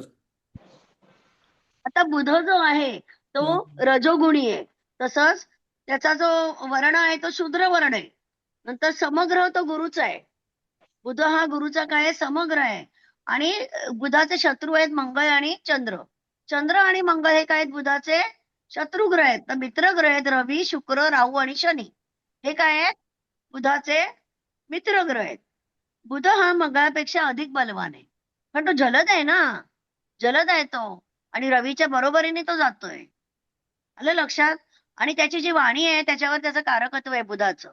बुध जर बिघडला असेल तर वाणी असते ती तो बोबडं बोलणारी असते, तोतरं बोलणारी असते किंवा मुकबधीर असतात. ज्यांचा बुध बिघडतो ते मुकबधीर पण असू शकतात किंवा त्यांचा आयक्यू कमी असतो, मंदबुद्धीचे असतात. बुधाचा अंमल मज्जातंतूवर आहे. त्यामुळे बुध बिघडला तर मज्जातंतूचे आजार, पॅरालिसिस, आपलं क्लॉटेज होतात ब्रेन मध्ये, ब्रेन हॅमरेज, हे जे आजार आहेत सगळे हे बुध बिघडल्यावर होतात. त्याच्यानंतर मामा आपण जो म्हणतो तर मामाचं कारकत्व बुधाकडे आहे. कारण षष्ठ स्थान हे मातुल घराणं आहे आणि तिथे मामाचा अंमल येतो. त्याच्यामुळे आणि बुधाची उत्तर दिशा आहे. बुधाची चव मिश्र आहे. आणि बुधाची जी त्वचा आहे ती त्याच्या शरीरातला धातू काय आहे त्वचा. म्हणजे स्किनवर बुधाचा परिणाम होतो. आणि किती बुधाबद्दल किती बोललं तरी कमीच आहे, कारण तो युवराज असल्यामुळे बऱ्याच घडामोडी तो घडवतो. तर अजून काही बुधाबद्दल माहिती हवी असेल तर विचारा, मी देते. हा ताई तुम्ही म्हणालात ना आता की बुध चंद्र आणि मंगळ यांचं शत्रू आणि शत्रुग्रह रवी आहेत. बरोबर. म्हणजे हा काय असतं ऐक म्हणजे काय चंद्र मंगळ. चंद्र म्हणजे कर्करास. हा हा लिहून घे. चंद्र म्हणजे कर्करास, मंगळ म्हणजे मेष रास आणि वृश्चिक रास. तर ह्या राशींशी कन्या आणि यांचा बघा षडाष्टक योग पण येतो. कन्या आणि मिथुन. मग वृश्चिक राशीशी मिथुन राशीचा षडाष्टक आहे. तर कन्या राशीशी मेष राशीचा षडाष्टक आहे. दोन्ही बुधाच्या राशी आहेत, दोन्ही मंगळाचे आहेत. साधं आहे गणित, साधं आहे एकदम. 6 तर आणि 8 आपण म्हणतो की नाही. माझ्या बाबतीमध्ये ना 11व्या हा घरामध्ये रवी बुध चंद्र आणि मंगळ एकत्र आहेत. चांगले चतुर्ग्रही योग आहे. मग आता हे जे चतुर्ग्रही योग होतात की नाही जेव्हा चालू आहेत आता कुंभ राशीत झाले पण असतील त्यावेळी काहीतरी चांगली घटना नक्कीच घडली असेल. कारण त्या ओरिजिनल कुंडलीत आहेत. ओरिजिनल कुंडलीमध्ये असले की ते ऍक्च्युली आपल्याला रिझल्ट देतात असे. कळलं का. मग त्या डिग्रीवर यायला पाहिजेत. आता माझ्या कुंडलीमध्ये शनी आहे, तो मीन राशीचा आहे. मीन राशीमध्ये आहे, अष्टमात आहे आणि तो 18 डिग्रीवर आहे. 18 डिग्रीवर आहे. म्हणजे आता काहीतरी शनी 13 डिग्रीवर आलाय. मग तो 18 डिग्रीवर जेव्हा पोहोचेल तेव्हा तो काय घटना घडेल अष्टम स्थान म्हणजे नाही म्हटलं तरी पण ते शनीला मानवणार आहे. त्यावेळी माझी काय स्थिती होणार आहे ते जो शनी जाणे, ते मला कळलं तर मी पहिलं मोठ्या ग्रुपवर लिहून पाठवेन की ह्या डिग्रीवर पोहोचल्याने हा फटका बसला किंवा हे चांगलं झालं. नाही असं नाही, नक्की तुम्हाला लिहीन. धन लाभाचे योग आहे ताई. अरे अचानक वा! धन आणि अचानक नॉलेजचा एकदम बारिश तिथं चालूच आहे सध्याला. ते चालू आहे. तुमच्यासारखे सगळे बुद्धिमान गुरु लोक जॉईंट आहेत. हे आमचे ते हेमंत उपासनी हे स्वयंभू ज्योतिषी परदेशी आहेत. जाऊ शकता ताई तुम्ही. माझ्या मी भावाने तिकीट पाठवलं तर लगेच एका पायावर जाईल. सख्खा भाऊ जाऊन आहे याल तुम्ही लंडनला. थोड्या दिवसात. त्याला त्याला आता हे करून ठेवते, मस्का मारून ठेवते. माझा हे काढ, पासपोर्ट आहे, विजा काढ आणि जरा फिरव रे तुझ्या ताईला. असं त्याला मस्का मारते. जाऊन याल ताई तुम्ही, मला वाटतंय अचानक घडणारी तथास्तु, घटना आहे ती आता. तथास्तु, आणि तथास्तु. मीनेचा शनी चांगलाच आहे ना ताई, कारण की हो, गुरुच्या घरामधला शनी आहे तो, तर तो चांगलंच हो. फळ देतो तसंही. कळेल, कळेल. फार वाईट नाही तसे करत मला तो. मी ज्योतिषी झाल्यापासून मला प्रत्येक दिवस हा शुभ जात चाललेला आहे. मी शाळेत टीचर होते तेव्हा पण मी हॅपी होती मुलांमध्ये. आता पण हे मोठे मुलं आहेत ही. माझ्यापेक्षा वयाने मोठे मोठे मुलं पण आहेत माझे विद्यार्थी. पण त्या सगळ्यांमध्ये पण मी हॅपी असते. मी घरात काय जेवते त्यापेक्षा मी काय शिकवते ह्याच्यात मला आनंद अधिक मिळतो. फ्रँकली बरोबर. सांगते मी. म्हणजे रिटायरमेंट नंतर पण एक इतकं छान मला प्रोफेशन भगवंताने आपणहून दिलं, की त्या ह्याच्यात जी चांगली माणसं मी जोडली, मी पेक्षा ती भगवंतानी मला दिली, की ह्यांच्यासोबत राहा अष्टमात पुढचं शनी आहे ना ताई, अष्टमात शनी आहे, ज्योतिष तर कारकच आहे. अष्टम कारक आहे. हाऊस आणि हे शनी आहे तिथे, हो. तर ज्योतिषमध्ये तुम्ही येणारच होता ताई. आणि तुम्ही आणि मग केली प्रकारे. मेष राशीमध्ये माझ्या भाग्यस्थानात हे आहे, राहू आहे. आणि ज्या वेळेला मेषेत राहू होता ना, त्यावेळेला मला पीएचडी मिळाली साताऱ्याला. ते पण आमचे जे सर आहेत ना, ते कोणाला देतच नाहीत पीएचडी. 4-4 वर्ष लटकवतात. मी एकमेव विद्यार्थिनी मला 6 महिन्यात मिळाली. म्हणजे डॉक्टर सगळं माझा पण परफेक्ट आणि एकदम स्ट्रिक्ट. एकदम स्ट्रिक्ट आहेत ते, एकदम अष्टमामध्ये स्ट्रिक्ट. शनी आहे माझा पण डॉक्टर. रडवतात ते सगळ्यांना. मी अच्छा, रडले नाही. मी स्ट्रॉंगली हे केलं आणि मिळवली मी. मला पण पीएचडी एकदम अचानक मिळालेली आहे. सध्या त्यावेळेचं माझं गोचर बघ. 4 एप्रिलचं कुंभ तुझं कुंभ गोचर बघ. कुंभ राशीची आहे, वृषभ लग्नाची आहे, पण माझी राशी कुंभ आहे आणि सध्या राहू डोक्यावर बसलेला आहे. मी सतत सांगत असते नवऱ्याला, राहू डोक्यावर आहे आणि माझं हां, हां. शनीमध्ये राहूचं अंतर्दशा चालू झालेली आहे चालू आणि आणि त्याच्यात एकदम तुला मिळाली. अचानकपणे मला राजयोग आला छान. ना. हा, आणि मला कनेक्ट झाल्यामुळे बघ मी कितीतरी लोकांना सांगायला लागली तुझ्याबद्दल. म्हणजे माझं हे आहे ना, प्रभावी आहे. आणि तुझ्याबद्दल मी लोकांना सांगतेय. का तर मला विश्वास आहे की त्यांना तू योग्य मार्ग देशील. म्हणून मी सांगते. निश्चित निश्चित. आता आणि ह्यांच्याबद्दल सांगणार आहे मी रघुनंदन बामडीबद्दल. सुरेख व्हिडिओ आमचे काढले. ह्यांच्याकडेच ज्यांनी आपलं काय असेल घरात कार्य असेल, लग्न कार्य, मग त्यांना सांगा ते जातील. तुझ्याकडे पण काय असलं ते येतील नाशिकला करायला. आणि त्यांना चालेल जाण्या ताई. येण्याचे वेगळे एक्स्ट्रा द्यायचे. पण आपले आहेत ना, हे कुटुंब आहे आपलं. मग त्यांना बरोबर बोलवायचं. हा, त्यांना पण आपण चालेल. सगळ्यांनी एकमेकांना वर आणायचंय. पाय नाही बरोबर. ओढायचे इतर मराठी माणसांसारखे. आपलं नाही. नक्षत्र म्हणजे स्पेशल ग्रुप आहे हा, व्हीआयपी ग्रुप. मला असं वाटतं आता 6:38 झालेले आहेत. आपण कितीला सुरू केलं? 5ला केलं. आणि ग्रह 5ला. किती झाले आपले? रवी, चंद्र, मंगळ आणि बुध. 4 ग्रह झाले. आता रघुनाथ बांबडींना काही मी सांगू शकत नाही बोला, आणि ते काही बोलायचे पण नाहीत. ते म्हणतील मी व्हिडिओ काढीन आणि ऐकीन आणि वाचीन आणि सांगेन. मला काय बरोबर ना? चेहरा पण वाचता येतो मला. बोलणार नाही का गुरुबद्दल? बोलायला मला अजून वेळ आहे. नाही बोलायला अजून वेळ आहे. हा. ठीक आता आहे ना सध्या मी मग. ज्ञान ग्रहण करतोय. चालेल मग उद्या आपण पुन्हा अशी पाठवूया आणि हा. गुरु, शुक्र, शनी, रवी करूया. 4-4 ग्रह रोज केले तरी खूप झालं. म्हणजे कारण नेपच्यून, छान. प्लुटो, हर्षल पण करणारच आहोत. आणि काय आहे ह्याचा आपला व्हिडिओ जो आहे ना, तो आपल्याला पण रिव्हिजनला परत बघायला नाही नवीन उद्या नव्याने मला माहिती नाही मिळेल. जमणार. उद्या मला नाही जमणार. चालेल, हरकत नाही. जे हा. असतील त्यांना त्या घेऊ आपण. उद्या संध्याकाळी बघेन ना मी. पण थोडं शेड्यूल्ड आम्ही जो प्रोग्राम आहे त्यामुळे करू उद्या तो नाही असू द्या, राहणार. असू द्या. हं. आम्ही जो करू तो तुम्हाला पाठवू चालेल चालेल चालेल. व्हिडिओ, है ना? ठीक चालेल. ठीक. नाही, ओके. मी तो युट्यूबलाच अपलोड करणार आहे. चालेल कारण हे चालेल. काय, हा. आणि एक काय माहिती, आपली जेव्हा विद्यार्थी आपल्याकडे येतील अनिरुद्ध नक्षत्रासाठी शिकायला, तेव्हा त्यांना हे व्हिडिओ म्हणजे आपली घसाफोड नको. हे रेडी असेल त्यांना द्यायला. हो, हो. बरोबर आहे. हा, हे प्रत्येकाला. आयडिया चांगली आहे. त्यासाठीच हा विचार पुढचा जो माझा हर्षल मला सांगतोय. उद्या हो. तुमच्याकडे जरी 10 ज्योतिषी शिकायला आले, 10 विद्यार्थी, त्या हो ना. 10 जणांना हे व्हिडिओ म्हणजे ही बडबड तुम्हाला करायला नको. डायरेक्ट भाव सांगायचे मग. बरोबर आहे. हो की नाही? येस. तू पण ग. तुला पण विद्यार्थी मिळतील, भरपूर मिळतील. आता आम्हाला जॉईन झालेस ना, ह्यांना आधी विद्यार्थी करून घ्यायला हवंय मला, रघुनंदन पांबडीना. त्यांची सध्या मी क्लायंट झालेली आहे. क्लायंट. नाही नाही, ते येतीलच, लवकरच येतील. लवकरच विद्यार्थी होतील. बघू कधी त्यांना बुद्धी देईल, सुबुद्धी देव देईल. मग उद्या आपण असंच 5ला चालेल ना तुला? 5 ते 1 तास घेऊ का येतं? असं काय नाही, 1 तास चालेल घेऊ. ताई, मी कुठल्या कामात असते मलाही सांगता येत नाही, पण मी जॉईन करण्याचा प्रयत्न करते. प्रयत्न कर. हा, आता बघ बुधपर्यंत झालेलं आहे आपलं. गुरु, शुक्र, शनी आणि रवी. हे रवी नाही, गुरु, शुक्र आणि शनी, हे शनी, 3च ग्रह. हे 3च घ्यायचे. आणि हर्षल नेप्च्यून त्याच्यानंतर झालं मग असतं हर्षल, चांगलं नेपच्यून, राहील. प्लुटो आणि राहू केतू. राहू केतू राहू एक एक केतूचं एक सगळ्यात असं मोठं. रोज 1 तासाचं सेशन केलं ना तरी हरकत नाही. पण सगळे ग्रह आहेत ना, रिव्हिजन आपली होईल. पण सगळ्या ग्रहांना आपण मोजमाप चांगलं देऊ आणि त्यांचं ब्लेसिंग पण घेऊ. त्यांचा प्रसार ते बघतायत ना वरून सगळे ग्रह आपल्याला, हो की नाही? बघतायत आपल्या आयुष्यात एवढ्या घटना घडतात, मग त्यांची आपण सेवा करतोय, त्यांच्याबद्दल चांगलं वाईट लोकांना सांगतोय. म्हणजे काय करतोय आपण? हे ग्रहांचंच कार्य करतोय, प्रसार आणि प्रचाराचं. तर ब्लेसिंग नक्की मिळतील. बाय बाय सगळ्यांना. ठीक आहे, धन्यवाद जय ताई. ज्योतिष. थँक्यू. जय जय जय ज्योतिष. ज्योतिष. असं जय करते, जय ज्योतिष. ज्योतिष. जय ज्योतिष. जय ज्योतिष. Bye bye. Bye bye, see you.